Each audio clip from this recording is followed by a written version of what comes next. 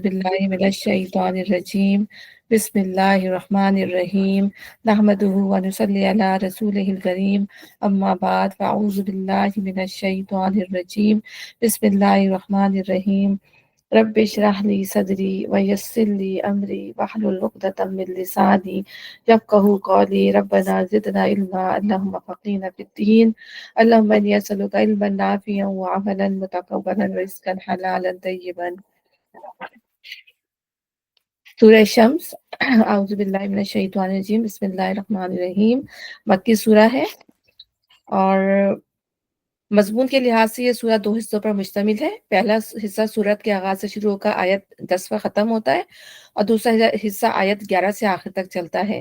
पहले हिस्से में 3 बातें समझाई गई हैं। एक ये कि जिस तरह सूरज और चाँद, दिन और रात, ज़मीन और आसमान एक दूसरे से मुख्तलिफ अपने आसार और नताइज में मुतज़ाद हैं, इसी तरह नेकी और बदी भी एक दूसरे से मुख्तलिफ और अपने आसार और नताइज में मुतज़ाद हैं, यानी मुख्तलिफ हैं।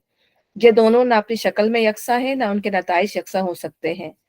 दूसरे ये कि अल्लाह ताला ने नफ्स इंसानी को जो जिस्म, हवास और ज़हन की कुव्वत दे के दुनिया में बिल्कुल बेखबर नहीं छोड़ दिया, बल्कि एक फितरी इल्हाम के ज़रिए से उसके लाशऊर में नेकी और बदी का फ़र्क, भले और बुरे का इम्तियाज़, खैर के खैर और शर के शर होने का एहसास उतार दिया है।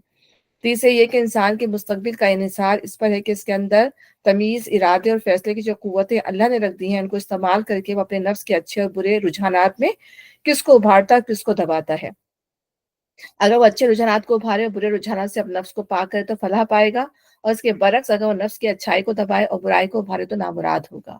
ठीक है, तो इसको हम शुरू करते हैं। बिस्मिल्लाहिर्रहमानिर्रहीम वश्शम्सी वदुहाहा वलक़मरि इज़ा तलाहा वन्नहारी इज़ा जल्लाहा वल्लैलि इज़ा यग़शाहा वस्समाइ वमा बनाहा वलअर्दि वमा तहाहा।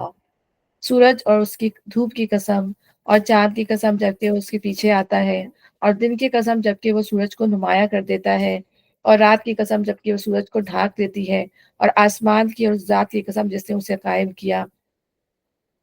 यहाँ पर अल्लाह ताला जो है, हमने देखा कि बार-बार अपनी मखलूक़ात की कसम खाता है, और उसमें सबसे ज़्यादा अल्लाह ताला ने सूरज, आसमान यानी कायनात की जो चीज़ें हैं उनकी सबसे ज़्यादा अल्लाह ताला ने कसम खाई। हमने देखा आसमान की, ज़मीन की, सूरज की, चाँद की, सितारों की अल्लाह ताला बार-बार कसम खाता है। क्योंकि ये सब निशानियाँ जो हैं वो अल्लाह ताला की जो है कुदरत को, अज़मत को, रहमत को अल्लाह ताला की ज़ाहिर करती है। क्योंकि अगर ये चीज़ें ना हो तो हमारा सर्वाइवल भी जो है वो मुश्किल हो जाए। तो इसीलिए अल्लाह ताला अपनी इस कुदरत को बार-बार ज़ाहिर करता है कि हमें इन चीज़ों से कितने ज़्यादा फ़ायदे हैं। अब अगर अल्लाह ताला ये फरमा रहा है कि सूरज उसकी धूप की कसम, यानी ये लाइट जो है सूरज की, वो हमारे लिए कितनी ज़्यादा इम्पोर्टेंट है।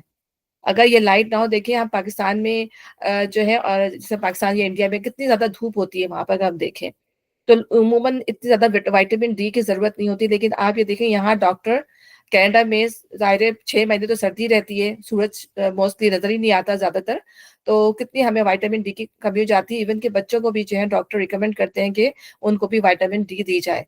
तो एक ऐसी जो नेचुरल फितरी चीज़ है जो हमें सूरज से हासिल होती है, वो जब हमें पता चलता है, जब हमें ये चीज़ें नहीं मिल रही होती, फिर जब हमें ये चीज़ें खानी पड़ रही होती हैं उसको उसकी यूटिलाइज़ेशन को पूरा करने के लिए।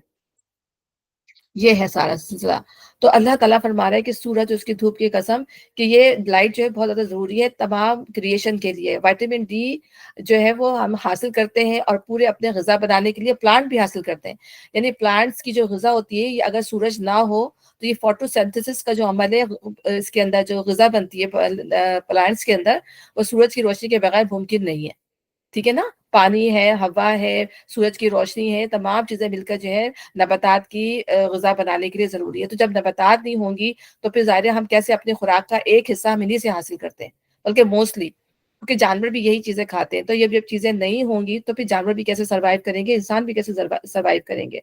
तो हम इससे अपने मुख्तलिफ जितने भी हम देख सकते हैं, इससे अपने फ़ायदे के लिए हम उसको उतना ही ज़्यादा अल्लाह की कुदरत पर, उसकी रहमत पर हमें जो है वो यकीन होता जाता है, प्यार आता है कि अल्लाह ताला ने क्या कुछ नहीं हमारे लिए जो है वो किया इस ज़मीन के लिए।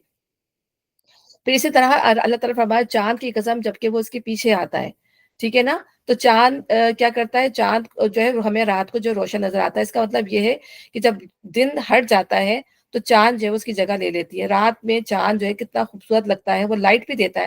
اور آج تو یہ چیزیں ہمیں اتنی پتہ نہیں چلتی, لیکن اس زمانے میں جب عرب کا زمانہ تھا, جہاں لائٹس ہی نہیں تھی, دیے گھروں میں جلتے تھے اور گھپ اندھیرا ہوتا تھا, اس میں جو اللہ جبھی تو یہ بار بار چاند کی اور ستاروں کی اور سورج کی جب بات کرتا ہے تو کائنات پر یہ چیزیں اس وقت پہ بہت زیادہ نمایاں ہوتی تھی. آپ یہ دیکھیں کہ جب ان کے روزے کھلنے کا یا بند ہونے کا ٹائم ہوتا تھا, تب بھی وہ آسمان پہ باریک جو دھاگے کی جیسے ایک سیاہ لکیر, اللہ کہتا ہے نا کہ جب ایک دھاگا سا نمایاں ہو جائے دونوں جو ہے ہورائزنس کے درمیان, تو روزہ بند کر دو. اب ہمیں یہ دیکھنے کی ضرورت ہی پیش نہیں آتی, کیونکہ ہماری اتنی بڑی بڑی بلڈنگز ہو گئی ہیں, ہمیں تو کچھ نظر ہی نہیں آ رہا ہوتا کہ ہم فلک کو دیکھنا بھی چاہیں تو ہمیں پراپر وہ نظر ہی نہیں آ رہی ہوتی کہ ہمارا جو ہے فلک کیسا ہے. ٹھیک ہے نا. تو اس زمانے میں اللہ تعالیٰ ان چیزوں کی بار بار, کیونکہ یہ چیزیں بہت ہی کلیئر اور بہت زیادہ ہی نمایاں تھی آسمان کے اوپر, اور اب بھی ہے. اگر ہم اس کو اس نظر سے دیکھیں کہ ہمیں لرن کرنا ہے, ہمیں اللہ تعالیٰ کی ذات تک پہنچنا ہے, ہمیں اللہ کی معرفت حاصل کرنی ہے, تو ہم ان سے اب بھی فائدہ اٹھا سکتے ہیں. اور پھر ہم دیکھتے ہیں کہ وہ پوری ہماری زمین کی خوبصورتی کو بھی نمایاں کرتا ہے. اور پھر اسی طرح چاند ہی کے کم ہونے یا بڑھنے کی وجہ سے جو ہے ہمارے لیے پاسبل ہو سکا کہ ہم جو ہے منتھس, اپنے جو کیلنڈر ہے منتھس کا, اسلامک منتھ کا, وہ بنا سکیں. اور سورج سے جو ہم نے سولر منتھ جو ہے بنائے. تو یہاں پر اللہ تعالیٰ جو ہے قسم کھا رہا, اور پھر دن کی قسم جبکہ وہ سورج کو نمایاں کر دیتا ہے. یعنی کیا ہوتا ہے کہ سورج کب نمایاں ہوتا ہے, جب دن نکل آتا ہے. دیکھتے ہیں کہ جب مشرق سے سورج نکلتا ہے تو آہستہ آہستہ آہستہ کیا ہوتا ہے کہ پورا دن, جب 12 بجے ٹائم ہوتا ہے تو ہم دیکھتے ہیں کہ سورج جو ہے پورا کو پورا نمایاں ہو جاتا ہے. تو دن جو ہے اصل میں بیسیکلی سورج کو نمایاں کرتی ہے. اور یہ یعنی یہ جو سورج کی روشنی ہے, یہ جو دن کا جو پورا ٹائم ہے, ہمیں اس میں زمین کی پوری خوبصورتی جو ہے وہ نظر آتی ہے کہ اس زمین پر کیا ہے. یعنی ہم اپنا کام, اللہ تعالیٰ نے جبھی تو دن کو جو ہے کام کا وقت بنایا ہے, اس لیے کہ اس میں ہر چیز ویری کلیئر, کہ ہم اس میں جو ہے راستے بھی دیکھ رہے ہیں, ہم جا بھی رہے ہیں, آ بھی رہے ہیں, ہمیں اپنے گھروں میں بھی ہمیں لائٹ کھولنے کی ضرورت نہیں ہے. ٹھیک ہے نا. ہر چیز اتنی کلیئر اور روشن ہے. تو یہ جو ہے سورج کو نمایاں کر دیتا ہے. اور رات کی قسم جبکہ وہ سورج کو ڈھانک لیتی ہے, یعنی نائٹ جو ہے وہ کور کر دیتی ہے پوری ارتھ کو کمپلیٹلی. اگر آپ دیکھیں جب سورج غروب ہو جاتا ہے تو آہستہ آہستہ جب نائٹ آتی ہے تو پوری زمین جو ہے, جس حصے سے سورج جاتا ہے اس پورے حصے کا جو زمین کا ایریا وہ گھپ اندھیرا ہو جاتا ہے. ٹھیک ہے نا. تو اس سے بھی کیا ہے کہ ہمیں پتہ چلتا ہے کہ جو سورج کی جو گلوری ہوتی ہے وقتی طور پہ جو چلی جاتی ہے, جو اس کی خوبصورتی ہوتی ہے سورج کی, تب اب پتہ چلتا ہے کہ سورج کیا چیز ہے. اگر اللہ تعالیٰ پورا دن جو ہے نائٹ ہی رکھ دے, ہر وقت نائٹ رہے, تو ہمیں کیسا محسوس ہو. کبھی کبھی ایسا ہوتا بھی ہے کہ کبھی بادل آئے ہوئے ہیں اور اندھیرا خوب چھایا ہوا ہے, تو کیسا دن کے وقت جو ہے کیسا عجیب سا محسوس ہو رہا ہوتا ہے کہ سورج نہیں ہے. تو یہاں اللہ تعالیٰ, جی سائمہ کچھ کہہ رہی ہے؟ سائمہ کا ہینڈ ریز ہوا ہے تو میں سمجھ رہی تھی. میرا ایکچولی وائس بریک ہو رہی ہے بیچ میں. اچھا, پتہ نہیں, انٹرنیٹ تو صحیح چل رہا ہے میرا خیال ہے. دیکھیں ابھی ہو رہی ہے کیا؟ تو پھر اب ٹھیک ہے, اب ٹھیک ہے. ٹھیک ہے. اچھا, اب یہاں پہ اس کے بعد اللہ تعالیٰ کس کی قسم کھا رہا ہے, اور آسمان کی قسم, اور ذات کی قسم جس نے اسے قائم کیا. یعنی اللہ تعالیٰ جو ہے, پھر اللہ تعالیٰ اپنے آسمان کی قسم کھاتا ہے, کیونکہ وہ ہمیں اللہ تعالیٰ کی جو ہے وہ گریٹر پاور کو, بہت زیادہ پاور کو شو کرتا ہے کہ وہ اسکائی جو ہے کتنا زیادہ اسٹرانگ ہے. تو اللہ تعالیٰ وہ کریٹر جس نے اس آسمان کو پیدا کیا, اس کے اندر یہ تمام نظام کائنات رکھ دیا, وہ خود کتنا زیادہ جو ہے وہ اسٹرانگ ہوگا اللہ سبحانہ تعالیٰ.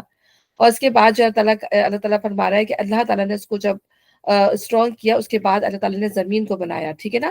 تو ہم یہ دیکھتے ہیں اللہ تعالیٰ فرما رہا ہے, اور زمین کی اس ذات کی قسم جس نے اسے بچھایا. یعنی ہمیں پتہ چلتا ہے کہ زمین کتنی زیادہ وسیع ہے ہمارے لیے. جب ہم اس پہ سفر کرتے ہیں, اور جب مستقل سفر کرتے رہے ہیں, تو یہ سفر جو ہے, آپ دیکھیں دنیا میں لوگ پوری زمین کا چکر بھی لگا لیں, وہ پھر واپس اسی جگہ پہ آ جاتے ہیں. تو اپنی وسعت کے لحاظ سے زمین ایسی لگتی ہے جیسے کہ وہ لک لائک اینڈ لیس. حالانکہ وہ کیا ہے, کائنات کے اندر جو ایک کرہ ہے, ایک بالکل بال کی طرح کا ایک جو ہے آپ سیارہ ہے وہ, لیکن وہ اتنی زیادہ اللہ تعالیٰ نے اس کو پھیلا دیا ہے کہ انسان کوئی زندگی بھی سفر کرتے رہے تو اس کا سفر جو ہے کبھی ختم نہ ہو. تو وسعت کے لحاظ سے تو اللہ تعالیٰ کہہ رہا ہے کہ زمین کو اس نے پھیلایا. تو اس ذات کی قسم, یعنی وہ طاقتور عظمت والا رب جس نے اس کو ہمارے لیے رہنے کی جگہ بنا دیا. اب یہاں پر اللہ تعالیٰ نے قسمیں کھائی ہیں مختلف. اس کے بعد اللہ تعالیٰ انسان کی بھی قسم کھا رہا ہے, یعنی نفسی انسانی کی بھی قسم کھا رہا ہے, اور اس ذات کی قسم جس نے اسے ہموار کیا. کتنی ساری قسمیں اللہ تعالیٰ نے کھائی ہیں اپنی. ہم نے کہا نا اللہ تعالیٰ آفاق میں بھی اور انفس میں بھی. آفاق جو ہے اللہ تعالیٰ نے یہاں ساری بتا دی, اور انفس میں ہماری اپنی ذات کے اندر بھی اللہ تعالیٰ ہمیں نشانیاں بیان کرتا ہے کہ اللہ تعالیٰ نے انسان کو کس مقصد کے تحت بنایا ہے, اور وہ مالک ہے جس نے اتنا خوبصورت انسان کو بنایا ہے, اس کو ہموار کیا ہے, تو وہ اللہ ہی تعالیٰ ہی ہو سکتا ہے جو اتنی جس کی جو کارفرمائی ہے اتنی عظیم ہو. تو ہموار کرنے سے مراد یہ ہے کہ اس کو ایسا جسم عطا کیا جو اپنے قامت راز, اپنے ہاتھ پاؤں, اپنے دماغ کے اعتبار سے انسان کی زندگی بسر کرنے کے لیے موزوں ترین تھا. ٹھیک ہے نا. اور اس کو جو حواس دیے ہیں وہ اس کے لیے بہترین ذریعہ علم بن سکتے ہیں. اسی کو استعمال کر کے انسان جو ہے اپنی قوت عقل, قوت تمیز, قوت فیصلہ, قوت ارادی اور تمام ذہنی قوتیں جو ہے وہ عطا کرتا ہے, جس سے انسان دنیا میں تمام کام جو ہے وہ کرتا چلا آ رہا ہے. یہ گریجول پروسیس ہے جو لرننگ کا, جو ہم یہ دیکھتے ہیں کہ وقت کے ساتھ ساتھ کتنی چینجز آئی ہیں, کتنی ٹیکنالوجی جو ہے وہ چینج ہوتی چلی جا رہی ہے. تو اللہ تعالیٰ نے جو ذہن دیا, جو قوتیں دی ہیں, جس کو استعمال کر کے انسان جو ہے اس کو یوز کرتا چلا جا رہا ہے. پھر اللہ تعالیٰ جو ہے تسویہ کا تسویہ کیا ہوتا ہے؟ اللہ تعالیٰ نے جو ہے پہلے تو تسویہ کا مطلب یہ ہوتا ہے تسویہ نفس, یعنی ان ٹرم آف خلق, یعنی اللہ تعالیٰ نے ہمارا جسم بنا دیا. ٹھیک ہے. اللہ تعالیٰ نے جسم کو بنانے کے لیے اس کے اندر نیچر یعنی اس کے اندر ایک فطرت بھی ڈال دی. یعنی ایسا نہیں کیا کہ اللہ تعالیٰ نے ہمیں جانور کی طرح چھوڑ دیا ہو بنا کر, بلکہ ہمارے اندر جو فطرت ڈالی ہے جس کی بنا پر ہم جو ہے اپنی عقل رکھتے ہیں, سوچ رکھتے ہیں, اور زندگی کا ہمیں کوئی بھی کام کرنا ہو اچھا برا ہمیں پتہ ہوتا ہے کہ ہمیں کیا کام کرنا ہے. تو یہ جو ہے یہ ہماری روح ہے بیسیکلی, جو اللہ تعالیٰ نے ہمارے جسم میں ڈالی ہے, اور یہ روح ہی ہے جو ہے ہمیں سمجھاتی ہے کہ ہمیں کیا صحیح کرنا ہے, کیا غلط کرنا ہے. اور اسی پہ نبی صلی اللہ علیہ وسلم نے فرمایا کہ فطرت اللہ التی فطر الناس علیہا, قائم ہو جاؤ اس فطرت پر جس پر اللہ تعالیٰ نے انسانوں کو پیدا کیا. اور اسی بات کو نبی صلی اللہ علیہ وسلم نے ایک حدیث میں یوں بیان فرمایا کہ کوئی بچہ ایسا نہیں ہے جو فطرت کے سوا کسی اور چیز پر پیدا ہوتا ہو, پھر اس کے ماں باپ اسے یہودی یا نصرانی یا مجوسی بنا دیتے ہیں. یہ ایسا ہی ہے جیسے جانور کے پیٹ سے پورا کا پورا صحیح و سالم بچہ پیدا ہوتا ہے. کیا تم ان میں سے کسی کا کان کٹا ہوا پاتے ہو؟ یعنی وہ کیا کرتے تھے کہ وہ اونٹنیوں کو یا جو بکریاں ہوتی تھی, تو جیسی وہ بڑی ہوتی تھی ان کو اللہ کے نام پہ چھوڑتے تھے, ان کے کان کاٹ دیا کرتے تھے, کنکٹا صاحبہ, وسیلہ اور حام جو انہوں نے بنا رکھے تھے. تو فطرت تو ان کی یہ نہیں تھی, فطرت تو انسان بگاڑ دیتا ہے. تو اللہ تعالیٰ نے فطرت تو انسان کی نیک ہی رکھی ہے, اچھی رکھی ہے, لیکن انسان کی سوچ اس کے اوپر ہے کہ اس فطرت کو وہ کس طرف لے کے جاتا ہے, کس طرف جو ہے وہ اس کو موڑتا ہے. تو اللہ تعالیٰ خود طٰہٰ میں فرماتا ہے کہ اللہ تعالیٰ نے ہر چیز کو اس کی خلق دی ہے, یعنی اس کی باڈی دی ہے. اور فطرت کے لحاظ سے انسان کے اندر اللہ تعالیٰ نے توحید کو ودیت کر دیا ہے, اخلاص کو اللہ تعالیٰ نے ودیت کر دیا ہے. اور یہ فطرت صالح ہے جس کو انسان جو ہے وہ محسوس کرتا ہے. ہم دیکھیں کتنے سارے لوگ جو کنورٹ ہوتے ہیں اور یہ اسی فطرت کو یوز کرتے ہوئے جو اللہ کی طرف جو ہے وہ پلٹ کر آتے ہیں. تو بتانے کا مقصد یہ ہے کہ اللہ تعالیٰ اب بتا رہے ہیں کہ یہ سب چیزوں کی قسم کیوں کھائی گئی. اللہ تعالیٰ نے اسی لیے کہ اللہ تعالیٰ نے انسان کو بنایا ہے کہ اس کی بدی اور اس کی پرہیزگاری اس پر الہام کر دی. یعنی بدی اور پرہیزگاری الہام کرنے کا مطلب یہ ہے کہ اللہ تعالیٰ نے اس کے اندر سن کی بھی رکھ دی ہے اور تقوی کی بھی رکھ دی ہے. یعنی ریکگنیشن آف سن اور فیئر آف اللہ, کہ انسان جو ہے اس سن کو اور اس یعنی فجور کو اور تقوی کو جو ہے ریکگنائز کر لے. لیکن قرآن میں آتا ہے کہ فلما زاغوا ازاغ اللہ قلوبہم, جب وہ ڈیویٹ ہو گئے اللہ تعالیٰ نے بھی ان کو ڈیویٹ کر دیا. یعنی انہوں نے جب ان کے دل ٹیڑھے ہو گئے تو اللہ تعالیٰ نے بھی جو ان کے دلوں کو ٹیڑھا کر دیا. تو جب بندہ برائی کو اختیار کرتا ہے, توبہ نہیں کرتا, تو پھر اللہ بھی چھوڑ دیتا ہے. ٹھیک ہے نا. تو اللہ تعالیٰ یہاں پر بتا رہے ہیں, یہاں پہ اللہ تعالیٰ نے انسان کو جو ہے سن کی اور فیئر کی جو ہے ریکگنیشن دی ہے. یہ دیکھیں, ایک ہوتا ہے الہام اور ایک ہوتا ہے وسوسہ. وسوسہ ہمیشہ جو ہے وہ شیطان کی طرف سے آتا ہے. ٹھیک ہے نا, کہ وہ ہمیں دیکھیں وسوسے انجانے قسم کی برائیاں بھی آ رہی ہیں, گمان بھی آ رہے ہیں, مستقل وسوسے آتے ہیں اور یہ شیطان کی طرف ہوتے ہیں. الہام جو ہوتا ہے وہ اللہ کی طرف سے ہوتا ہے. ٹھیک ہے نا. یہ اسٹرانگ گٹ فیلنگ ہوتی ہے جو بندے کے اندر پیدا ہوتی ہے, اور جو بندے کو جو ہے وہ اچھے کام کے اندر جو ہے وہ کو کرنے کی طرف جو ہے وہ راغب کرتی ہیں. کہ بندہ کہتا ہے مجھے یہ الہام, مطلب میرے دل کے اندر اسٹرانگ فیلنگ آ رہی ہے کہ مجھے یہ کام کرنا چاہیے.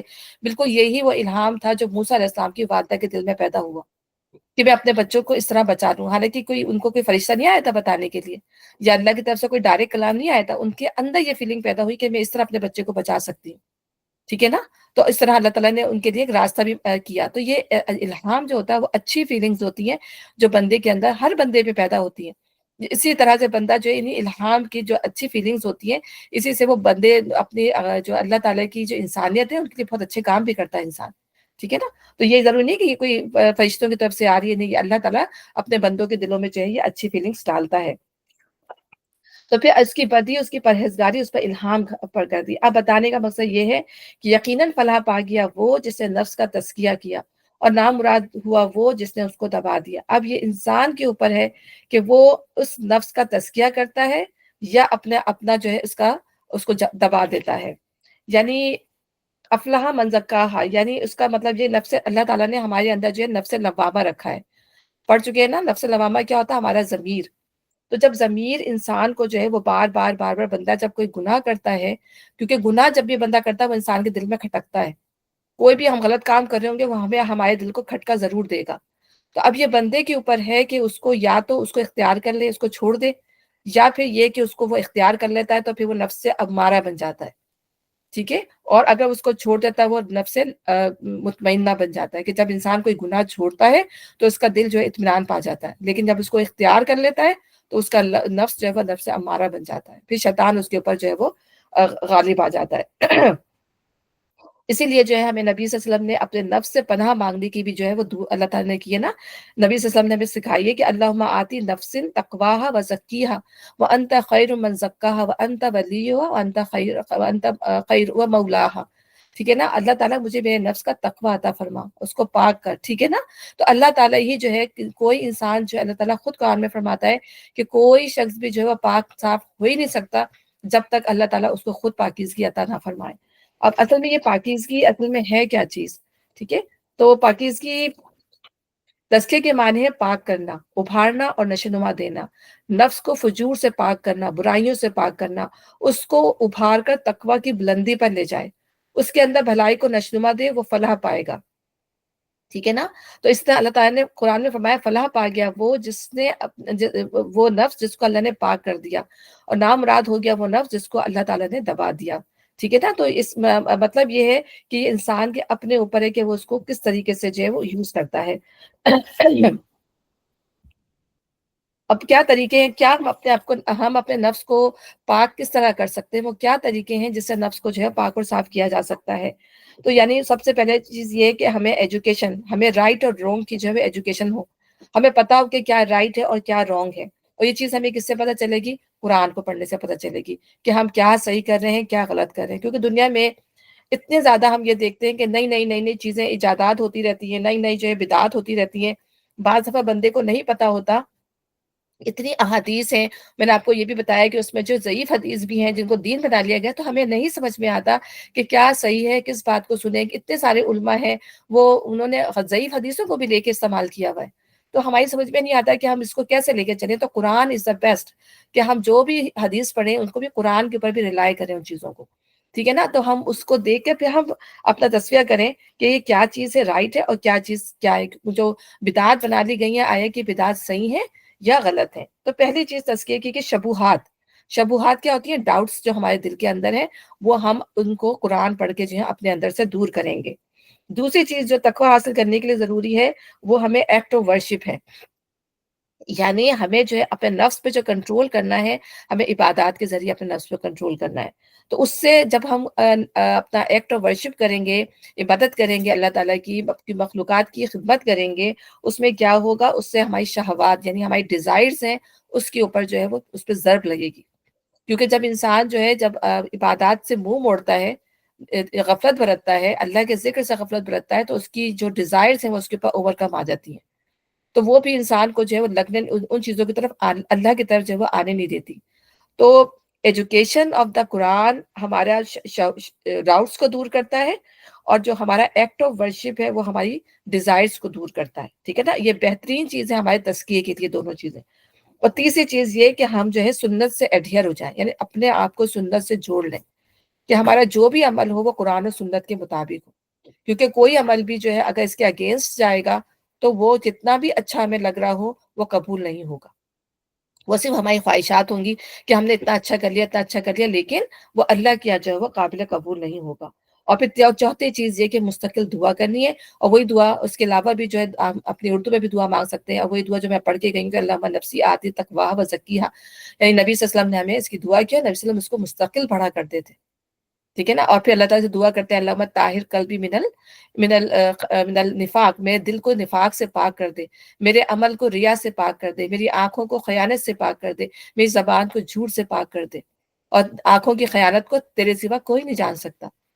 تو یہ انسان جو ہے ان تمام چیزوں کی مدد سے جو ہے تقوی حاصل کر سکتا ہے، تزکیہ حاصل کر سکتا ہے. ظاہر ہے اللہ سے دعا نہیں کریں گے، اللہ کی طرف نہیں پڑھیں گے پلٹیں گے، تو ہمارا کیسے ہم اپنا جو ہے نفس کا تزکیہ کر سکتے ہیں. پھر دوسری چیز اللہ نے بتایا، اور نامراد ہوا وہ جس نے اس کو دبا دیا. یعنی کیا ہوا، اس کے سامنے دونوں چیزیں آئیں، حق بھی آیا باطل بھی آیا، لیکن اس نے باطل کو اختیار کر لیا. تو جب فطرت انسان کی مس ہو جاتی ہے، ٹھیک ہے نا، تو اس کو پھر صحیح اور غلط کا کچھ پتہ نہیں ہوتا. ہم نے پڑھا نا کہ جب دل پر جو ایک دھبا پڑ جاتا ہے، ٹھیک ہے، جب انسان ایک گناہ کرتا ہے، اگر وہ اس کو توبہ کر کے مٹا نہ لے تو وہ دھبا آہستہ آہستہ بڑھ کے پورے دل کو جو ہے وہ مس کر دیتا ہے. تو پھر انسان کو نہیں پتہ چلتا کہ وہ کیا غلط کر رہا اور کیا غلط نہیں کر رہا. تو دونوں چیز، تو وہ یہی یہاں پہ اللہ تعالیٰ فرما رہے کہ وقت خواب من دساہا، اور نامراد ہو گیا جس نے اس کو دبا دیا. تو انسان اگر اپنی اصلاح نہ کرے، اپنے آپ کو اللہ تعالیٰ کی طرف نہ جھکائے، تو دل اس کا جو ہے پھر وہ فجور، فسق و فجور والا جو ہے وہ ہو جاتا ہے.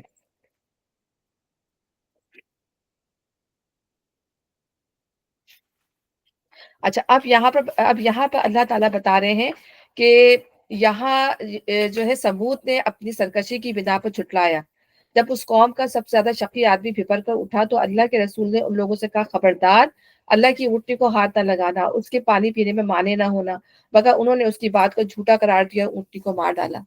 یہ اللہ تعالیٰ بتا رہے ہیں، ایک تو تزکیہ کا معنی بتایا نا، وقت خواب من دساہا، یہ اس کی بالکل رائٹ اللہ تعالیٰ نے بتایا کہ یہ وہ قسم ہے جس کو اللہ تعالیٰ نے، جن کو اللہ تعالیٰ نے ہدایت دی نبیوں کے ذریعے سے، ان کی کتابوں کے ذریعے سے، لیکن انہوں نے نہیں مانا، اور آخر کار جو ہے انہوں نے آخری قدم اٹھا لیا. یعنی سچائی نظر آئی، بہت دن تک وہ برداشت کرتے رہے، لیکن آخر کار کیا ہوا، ان کے نفس پر وہ چیز غالب آ گئی، انہوں نے جو اچھائی تھی اس کو دبا دیا، اور آخر کار جو ہے انہوں نے جو ہے اس اونٹنی کو جو ہے وہ مار ڈالا. اور کیسا مارا کہ بالکل ایک ظلم کی حیثیت سے مارا. اللہ تعالیٰ نے جو ہے اونٹنی کا جو ایک طریقہ ہے، اس کو جب نہر کہتے ہیں نا، جب اس کو ذبح کرتے ہیں اونٹنی کو، جو ہے اس کو کھڑا کر کے جو اس کے تیر مارا جاتا ہے، اس کے پاؤں باندھ دیے جاتے ہیں، کھڑا کر کے اس کے جو اس کی تھروٹ ہوتی ہے اس پہ تیر مارا جاتا ہے تاکہ اس کا خون بہہ جائے، اور اس کے بعد جو وہ آہستہ آہستہ خود ہی بیٹھ جاتا ہے اونٹ. لیکن انہوں نے اس کو ہیمسٹرنگ کیا، یعنی اس کے فاقروہا، یعنی اس کے پاؤں کاٹ ڈالے. اور اونٹنے کے پاؤں کاٹ ڈالنا جو ہے سب سے اذیت دہ پروسیس ہے اونٹ کے لیے. وہ ظالم، اللہ کہتے ہیں ظالم شخص اٹھا اور اس نے جو ہے اس کے پاؤں کاٹ ڈالے، یعنی سب سے ظلم کی انتہا کر دی. یہ نہیں کہ اللہ کے، ایک تو اللہ کی نافرمانی کی کہ وہ معاوضہ جو انہوں نے خود مانگا تھا، وہ معاوضے کے طور پہ وہ اونٹنی آئی اور ان سے وہ چند دن برداشت نہیں ہوئی، اور پھر نہ صرف یہ کہ انہوں نے اس کو مارتے، بلکہ اس کو کچھ اور بھی کر سکتے تھے، لیکن انہوں نے اس کو اتنا ظالمانہ طریقے سے جو اس کو قتل کر دیا. تو اللہ تعالیٰ یہاں بتایا مگر انہوں نے اس کی بات کو جھوٹا قرار دیا اور اونٹنی کو مار ڈالا. آخر کار ان کی گناہ کی پاداش میں ان کے رب نے ان پر ایسی آفت توڑی کہ ایک ساتھ سب کو پیوند خاک کر دیا. یعنی اللہ تعالیٰ جب یہ موضوع آ جاتے ہیں، جب اللہ کی نشانیاں آ جاتی ہیں، اس کے بعد پھر اللہ تعالیٰ کا جو ہے وہ عذاب آتا ہے، کیونکہ یہ آخری حد ہوتی ہے. جب اس حد کو کراس کر جاتا ہے انسان، تو پھر اللہ تعالیٰ کا عذاب پھر ایک لمحہ اللہ تعالیٰ نہیں لگاتا. اللہ تعالیٰ ڈھیل دیتا چلا جاتا ہے، اور سالوں ڈھیل دیتا ہے، صدیوں ڈھیل دیتا ہے. لیکن جب انسان اللہ کی نافرمانی کی آخری حد کو بھی کراس کر جاتا ہے،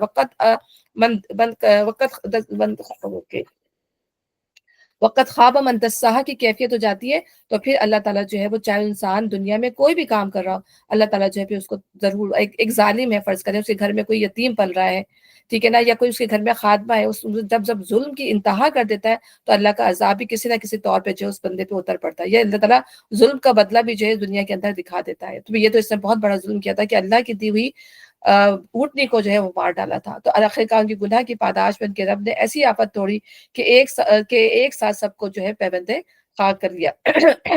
لوگوں کو جو ہے دنیا کی ریونج کا خوف ہوتا ہے نا، کہ دنیا کا جو ریونج ہے کہ ہم کسی کے ساتھ برا نہ کریں، ہم یہ نہ کریں، تو کہ نا ہم اس کے ساتھ یہ کریں گے تو ہمارے ساتھ یہ ریونج لے لے گا.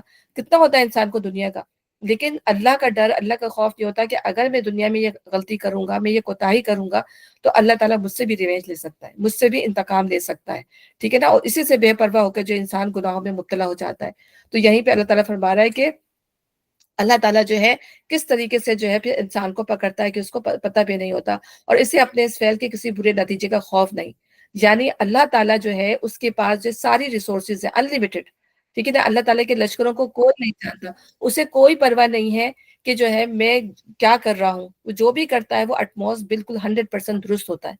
تو اب انہوں نے جو اس سے، کیونکہ جب دنیا میں انسان کو ڈر ہوتا ہے نا ہم نے ریونج لیا تو ہم سے ریونج لے جائے گا، اللہ تعالیٰ کو اس چیز کا کوئی خوف نہیں ہے کہ میں نے اب ان لوگوں سے ریونج لے لیا تو مجھ سے کوئی، کیونکہ وہ ہمارا خالق ہے، وہ ہمارا مالک ہے، اور وہ تمام قوتوں کا مالک ہے. تو یہاں تعالیٰ فرما رہا ہے کہ اللہ جو کام کرتا ہے اپنی حکمت اور اپنی مصلحت کے تحت کرتا ہے.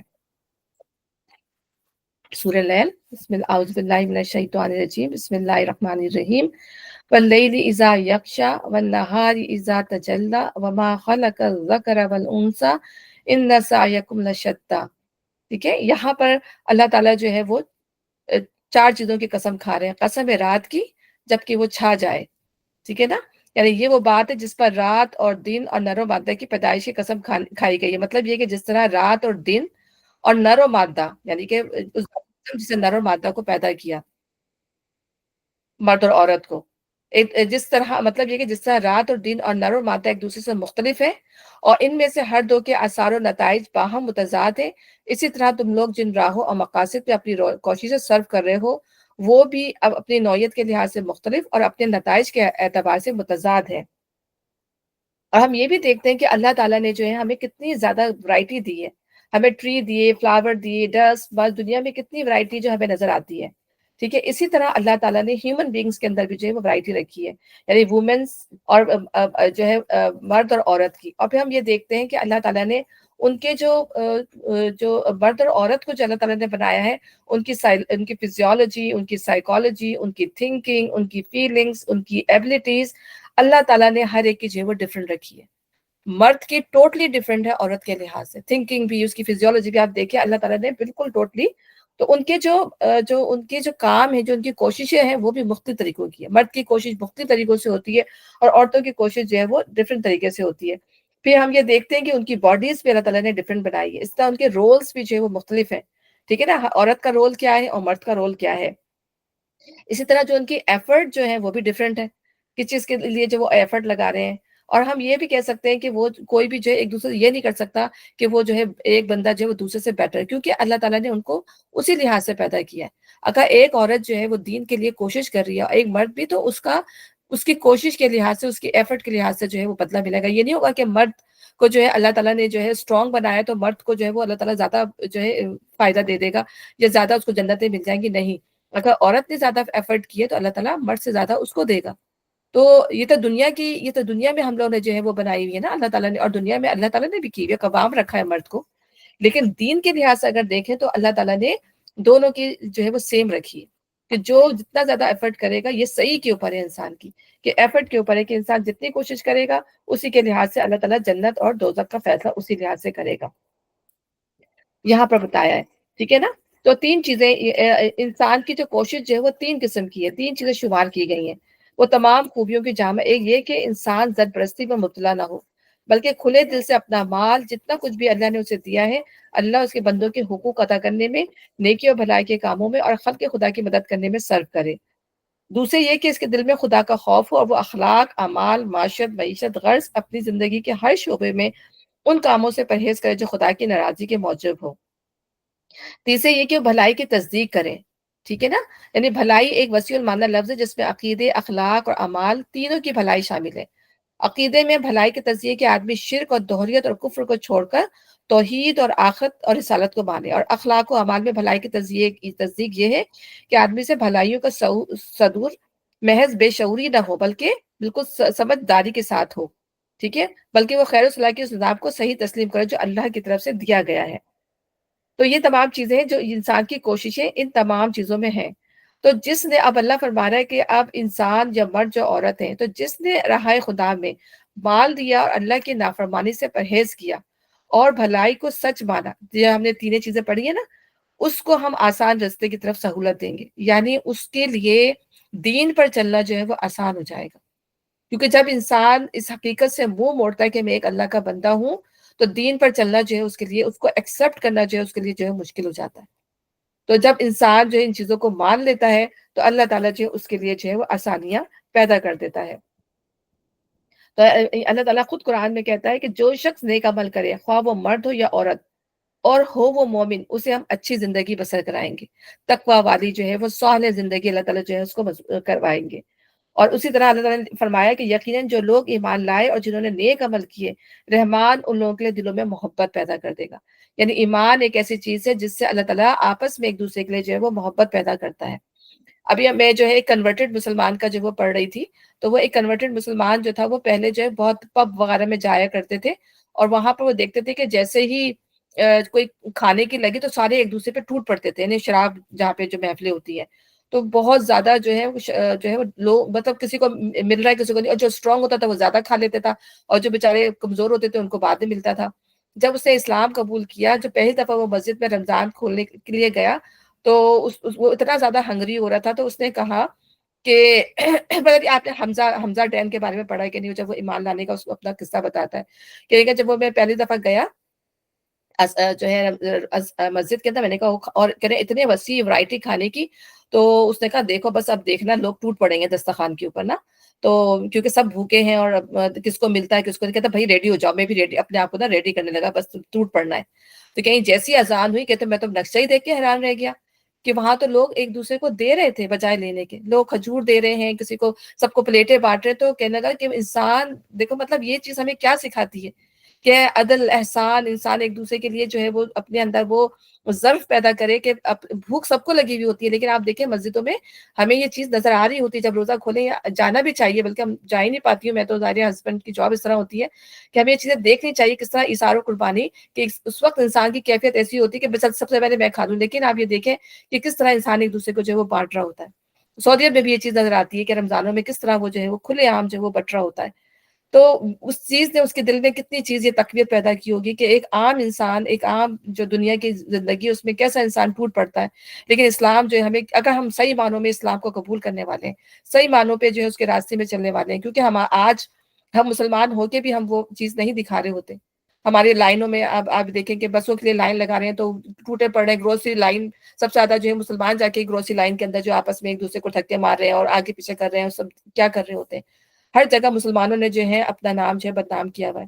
سعودی عرب سے وہ نکالے جا رہے ہیں, امریکہ سے وہ نکالے جا رہے ہیں, اپنی غلط کاموں کی وجہ سے, اپنی غلط حرکتوں کی وجہ سے. تو جب انسان ایمان قبول کرتا ہے, جب ایمان پر آتا ہے, تو وہ اس کو صحیح اس کے ساتھ جو ہے اس کو قبول کرے, اس کی تمام اخلاقیات کو ساتھ لے کے چلے, تبھی اللہ تعالیٰ جو اس کو آسان راستے کی طرف سہولت دے گا. ورنہ ایسے ایمان کا کوئی فائدہ نہیں کہ انسان کہے کہ میں ایمان لایا, میں مسلمان ہوں, لیکن حرکتیں جو ہے ہم اپنی چینج نہ کریں, اور پھر ہم کیسے جو ہے اللہ تعالیٰ کے راستے پہ چلیں گے, کیسے ہمیں جو ہے وہ ہدایت ملے گی. میں اپنے لیے بھی یہ بات کرتی ہوں. پھر ایسے انسان کو اللہ تعالیٰ کہتا ہے کہ ہم اس کو نفس مطمئنہ بنا دیتے ہیں. ایسا نفس جو اللہ کے راستے میں چلنے والا ہوتا ہے, پھر وہ نفس مطمئنہ بنتا ہے. اللہ تعالیٰ میں توفیق عطا فرمائے اللہ تعالیٰ. اور جس نے بخل کیا اور اپنے خدا سے بے نیازی برتی اور بھلائی کو جھٹلایا, ہم اس کو سخت راستے کی طرف سہولت دیں گے. یعنی شیطان کیا کرتا ہے انسان کو, شیطان جو فقر اور فحشاء کا آپ کو حکم دیتا ہے, جبکہ اللہ تعالیٰ جو مغفرت اور فضل کا وعدہ فرماتا ہے قرآن کے اندر ہے نا. تو جب انسان کے اندر بخل اور تنگ دلی جو ہے وہ پیدا ہوتی ہے, وہ شیطان کی طرف سے ہوتی ہے. تو جب انسان بخل کرتا ہے تو یہ سوچ لے, جب ہمارے دل میں تنگی آتی ہے تو ہم یہ سوچ لیں گے شیطان کا وسوسہ ہے, شیطان کا بہکاوا ہے, تو فوراً جو ہمیں اٹینشن ہو جانا چاہیے کہ ہمیں ایسا نہیں کرنا. پھر تو بھی انسان کرتا ہے, بے نیازی بھی برتتا ہے, اور پھر جو ہے صحیح جو حق اس کے سامنے آ رہا ہوتا ہے اس کو بھی جھٹلا دیتا ہے. خاص طور پہ ان لوگوں کی بات کی گئی ہے جو نہیں مانتے اللہ تعالیٰ کو, جو کافر تھے, جو مکہ کے لوگ تھے. آیات اس منظر میں شامل ہوئی ہے, لیکن ہم سب بھی اپنے آپ کا, اگر ہم اپنا محاسبہ کریں, ہم بھی اپنے آپ کو اس کے اندر شامل کر کے دیکھ سکتے ہیں. جس لحاظ سے عام طور پر لوگ اس آدمی کو بخیل کہتے ہیں جو روپیہ جوڑ جوڑ کر رکھتا ہے, اسے نہ اپنے اوپر خرچ کرتا ہے نہ اپنے بال بچوں پر, بلکہ اس بخل سے مراد راہ خدا میں نیکی اور بھلائی کے کاموں میں مال صرف نہ کرنا ہے. اور اس لحاظ سے وہ شخص بھی بخیل ہے جو اپنی ذات پر, اپنے عیش و آرام پر, اپنے دلچسپیوں پر اور تفریحوں پر تو خوب دل کھول کر مال لٹاتا ہے, مگر کسی نیک کام کے لیے اس کی جیب سے کچھ نہیں نکلتا, یا اگر نکلتا بھی ہے تو یہ دیکھ کر نکلتا ہے کہ اس کے بدلے سے شہرت, نام و نبوت اور کس قسم کی جو ہے منافعت حاصل ہوتی ہے. بے نیازی برتنے سے مراد یہ کہ آدمی دنیا کے مادی فائدوں ہی کو اپنی ساری تگ و دو اور محنت تو کوشش کا مقصود بنا لے اور اللہ سے بالکل مستغنی ہو کر اس بات کی کچھ پرواہ نہ کرے کہ کس کام سے وہ خوش اور کس کام سے وہ ناراض ہوتا ہے. ٹھیک ہے نا، شادی بیاہوں کی محفلیں، موت کی محفلیں ہیں، ٹھیک ہے نا، ان تمام کاموں میں تو وہ خوب پیسہ صرف اپنا نام و نمود کے لیے، لیکن جہاں اللہ کے معاملے میں کسی مفلس کی مدد کرنی ہے، کسی یتیم کی مدد کرنی ہے، اس معاملے میں جو ہے وہ اپنے آپ اپنا ہاتھ جو ہے وہ روک لیتا ہے. اس کو ہم سخت راستے کی سہولت دیں گے. اس کا کیا مطلب ہے کہ اللہ تعالیٰ جو ہے اس کو اپنے آپ سے دور کر دے گا. وہ ہی از مور ڈسٹینس فرام اللہ، کہ وہ کوئی اس کو کیا ہوگا، نہ ٹائم ملے گا، نہ اس کو وقت ملے گا کہ وہ اللہ تعالیٰ کی عبادت کر سکے. بالکل اللہ تعالیٰ اس کو ایسا بزی کر دیں گے کہ اللہ کی طرف آنے کا اس کے پاس ٹائم ہی نہیں ہوگا. میں ابھی بہت بزی ہوں، میں یہاں تک ٹائم نہیں نکال سکتا. یا پھر اس کے دل میں جو اسلام کی محبت ہی پیدا نہیں ہوگی، قرآن کی محبت ہی پیدا نہیں ہوگی. سخت جو ہے سہولت کا مطلب جو ہے وہ یہ ہے. تو وہ پھر وہ دیکھیں جیسے انسان جو ہم جب تک چیزوں کو ایکسیپٹ نہیں کرتے وہ چیزیں ہمیں مشکل لگتی ہیں. ٹھیک ہے نا، اگر فرض کریں سردی ہے، کوئی اگر انسان جو ہے سردی کے لیے تیار نہ ہو تو کیا ہوگا کہ وہ جو کبھی بھی سردی کو ایکسیپٹ نہیں کرے گا. لیکن ایک شخص جو ہے اس کو ایکسیپٹ کر لے، ہاں سردیاں آنی ہیں، 6 مہینے گزارنے ہیں، 6 مہینے ہمیں اپنی جیکٹوں میں رہنا ایکسیپٹ کر لیا، تو پھر ہمارے لیے یہ چیز مشکل نہیں ہوتی. تو بات ساری ایکسیپٹنس کی ہے کہ اللہ تعالیٰ نے یہ قرآن اتارا ہے، اس کے اندر مشکلات بھی ہیں، اللہ تعالیٰ نے ہمارے لیے جو ہے ساری مشکل چیزیں بھی رکھی ہیں. تو اب ہم نے اس کو ایکسیپٹ کر لیا کہ ہاں اللہ تعالیٰ نے ہمیں جو کام دیے ہیں اس میں مشکل بھی ہیں، ہلکے کام بھی ہیں. اور جیسے روزے ہیں ہمیں رکھنے، سردی کے روزے بھی ہیں، گرمی کے روزے بھی ہیں، کتنے لمبے لمبے ہوتے ہیں. جب ہم نے ایکسیپٹ کر لیا تو ہم اس لمبے روزے کو بھی پار کر جائیں گے. ٹھیک ہے، تو اللہ تعالیٰ نے ہمارے لیے آسانی بھی کر دی کہ اتنے ٹھنڈے روزے آ گئے، ہمارے لیے اللہ نے آسانی کر دی نا کہ ہم اس کو راستے. لیکن جو اس کو ایکسیپٹ ہی نہیں کرے، بہت سارے لوگ جو ابھی بھی روزہ نہیں رکھتے، بہت مشکل ہو جاتا ہے جاب کے ساتھ روزہ رکھنا، اس کو کرنا، تو اس کو توفیق ہی نہیں ملتی. ایسے شخص کو جو ان چیزوں سے دور بھاگتا ہے پھر اللہ تعالیٰ ان کو نیکی کی توفیق نہیں دیتا، اور ایسا نفس جو ہے وہ نفس امارہ بن جاتا ہے. کل ہی میری مطلب میں اسکول گئی تو ایک ٹیچر وہ آئی کہ میرے پیرنٹس تو بہت ہی جو ہے مجھ سے کہتی ہاں تم روزہ رکھ کے جاب کر رہی ہو. مطلب وہ کہنے کو مسلمان ہے، وہ کہنے کہ میرے ماں باپ تو بہت ہی ریلیجیس ہے، لیکن وہ خود ٹوٹلی وہ یہاں کے رنگ میں رنگ گئی. آپ سمجھ لیں کہ اس کی ڈریسنگ دیکھ لیں، اس کا سب کچھ دیکھ لیں، بالکل کہتی ہے کہ بس میں تو یہاں کی، خود ہی بولتی ہے نا، مطلب میں اس کی برائی نہیں کری، وہ خود کہتی ہے. تو وہ کہنے لگی کہ میں نے کہا روزہ رکھا ہوا ہے؟ تو کہے گی میرے ماں باپ تو بالکل ایک ایک دن رکھ کے روزہ رکھتے ہیں، وہ انڈیا میں شاید میرے خیال میں بتانے لگی. تو میں نے کہا آپ کا بھی روزہ ہے؟ تو کہے گی نہیں، میں جاب کر کے میرے لیے بہت مشکل ہو جاتا ہے، میں روزہ نہیں رکھ سکتی، میں سیٹرڈے کوشش کرتی ہوں، ورنہ میں نا جو فدیہ نکال دیتی ہوں اس کا نا روزے کا. اس طرح وہ مجھے بتانے لگی. تو پھر میں یہ کہتی ہوں کہ جب انسان خود ہی نہیں چاہتا، خود ہی حق سے دور بھاگ رہا ہوتا ہے، تو پھر چیزیں اسے توفیق بھی سلب کر لی جاتی ہے کہ وہ اس کو اختیار کرے. تو اس کا مال آخر اس کے کس کام آئے گا جبکہ وہ ہلاک ہو جائے گا. یعنی دنیا کی زندگی تک ہمارا مال جو ہے وہ زندگی کی دنیا تک ہے نا، اس کے بعد تو یہ وارثوں کا مال ہی ہو جانا ہے، پھر وہ ہمارے بچوں کے پاس چلے جانا ہے، ہمارے رشتے داروں کے پاس چلے جانا ہے. تو جب تک وہ ہمارے کام آئے گا، جب تک ہم زندہ ہے، کتنا زندہ ہے ہمیں نہیں پتا. یہ زندگی ہمیں بیٹھے بیٹھے بھی ہمیں نہیں پتا کہ ہماری کب موت آ جائے. بے شک راستہ بتانا ہمارے ذمہ ہے. یعنی انسان کا خالق ہونے کی حیثیت سے اللہ تعالیٰ نے خود اپنی حکمت، اپنی عدل، اپنی رحمت کی بنا پر اس بات کا ذمہ لیا ہے کہ اس کو دنیا میں بے خبر نہ چھوڑے، بلکہ اسے بتا دے کہ راہ راست کون سی ہے اور غلط راہیں کون سی ہیں، نیکی کیا ہے، بدی کیا ہے، حلال کیا ہے، حرام کیا ہے. یہ سب کچھ اللہ تعالیٰ نے قرآن میں بتا دیا. تو اللہ تعالیٰ نے ہمیں راستہ بتا دیا ہے، اور در حقیقت آخرت اور دنیا دونوں کے مالک ہم ہی ہیں. یعنی دنیا کے اندر بھی رہنمائی اللہ نے کرنی ہے، اور آخرت میں ہمیں اجر بھی اللہ تعالیٰ نے ہی دینا ہے.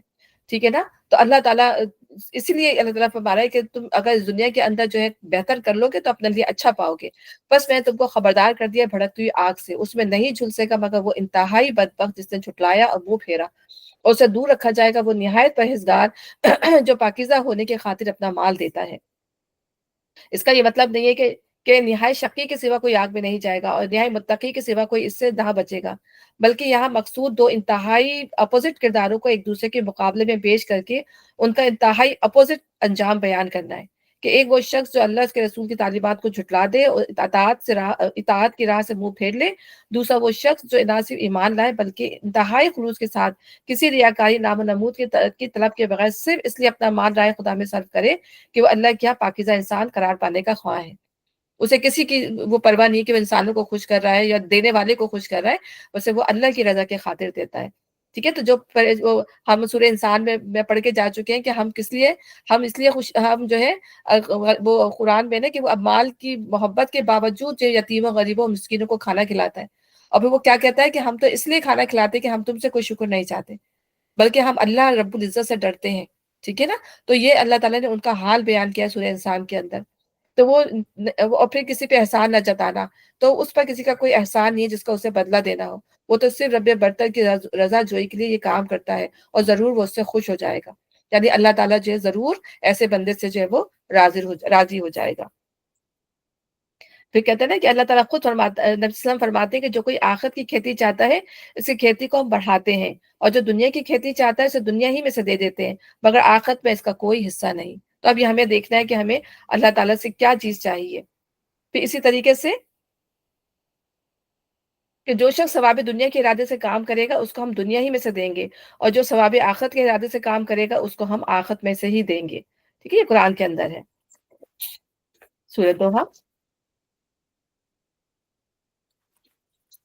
سورۃ دوحہ جو ہے مکی سورہ ہے، اس کا پس منظر یہ اس کا مضمون جو ہے وہ مکی سورہ سے ریلیٹڈ ہے، اور اس سے روایت سے معلوم ہوتا ہے کہ کچھ مدت تک وحی کے نزول کا سلسلہ بن رہا، جس سے حضور سخت پریشان ہو گئے، اور بار بار آپ کو یہ اندیشہ لاحق ہو رہا تھا کہ کہیں مجھ سے کوئی ایسا قصور تو نہیں ہو گیا جس کی وجہ سے میرا رب مجھ سے ناراض ہو گیا ہے اور اس نے مجھے چھوڑ دیا۔ اس پر آپ کو اطمینان دلایا گیا ہے کہ وحی کے نزول کا سلسلہ کسی ناراضی کی بنا پہ نہیں روکا گیا، بلکہ اس میں وہی مصلحت کار فرما تھی جو روز روشن کے بعد رات کا سکون طاری کرنے میں کار فرما ہوتی ہے، یعنی وہی کی تیز دوشی اگر آپ پر برابر پڑتی رہتی تو آپ کے اعصاب اسے برداشت نہ کر سکتے تھے، اس لیے بیچ میں وقفہ دیا گیا تاکہ آپ کو سکون مل جائے۔ یہ کیفیت حضور پر نبوت کے ابتدائی دور میں گزرتی تھی، جبکہ ابھی آپ کو وحی کے نزول کی شدت برداشت کرنے کی عادت نہیں پڑی تھی۔ بالکل شروع کی آیات ہے نا، شروع کی صورتیں ہیں ساری، اس بنا پر بیچ بیچ میں وقفہ دینا ضروری ہوتا تھا۔ اس کا موضوع رسول صلی اللہ علیہ وسلم کو تسلی دینا اور مقصد اس پریشانی کو دور کرنا ہے جو نزول وحی کا سلسلہ رک جانے سے آپ کو لاحق ہو گئی تھی۔ اب پڑھتے ہیں، بسم اللہ الرحمن الرحیم، والضحی واللیل اذا سجا ما ودعک ربک وما قلی وللآخرۃ خیر لک من الاولی ولسوف یعطیک ربک فترضی۔ قسم ہے روز روشن کی اور رات کی جبکہ وہ سکون کے ساتھ طاری ہو جائے۔ ٹھیک ہے نا، یعنی اللہ تعالیٰ خود فرما رہا ہے کہ جب رات جب ہوتی ہے، جب رات دیکھیں دن میں تو ہمارے بہت کام ہوتے ہیں، کتنا انسان جو ہے وہ بزی رہتا ہے، ٹھیک ہے، ہمیں تو کیلولا حالانکہ ایک سنت ہے، دیکھیں ہمیں تو کیلولا کرنے کا ٹائم ہی نہیں ملتا، ہم لوگ دنیا کی اس میں اتنے بزی ہو جاتے ہیں، تو رات ہم طاری ہوتی ہے تو کتنا پرسکون انسان بھی، چلو رات ہوگی تو آرام سے اطمینان سے ہم سوئیں گے۔ تو اے نبی تمہارے رب نے تم کو ہرگز نہیں چھوڑا، نہ وہ ناراض ہوا۔ روایات سے معلوم ہوتا ہے کہ کچھ مدت تک رسول اللہ صلی اللہ علیہ وسلم پر وحی کا نزول بند رہا، مختلف روایات میں یہ مدت مختلف بیان کی گئی ہے۔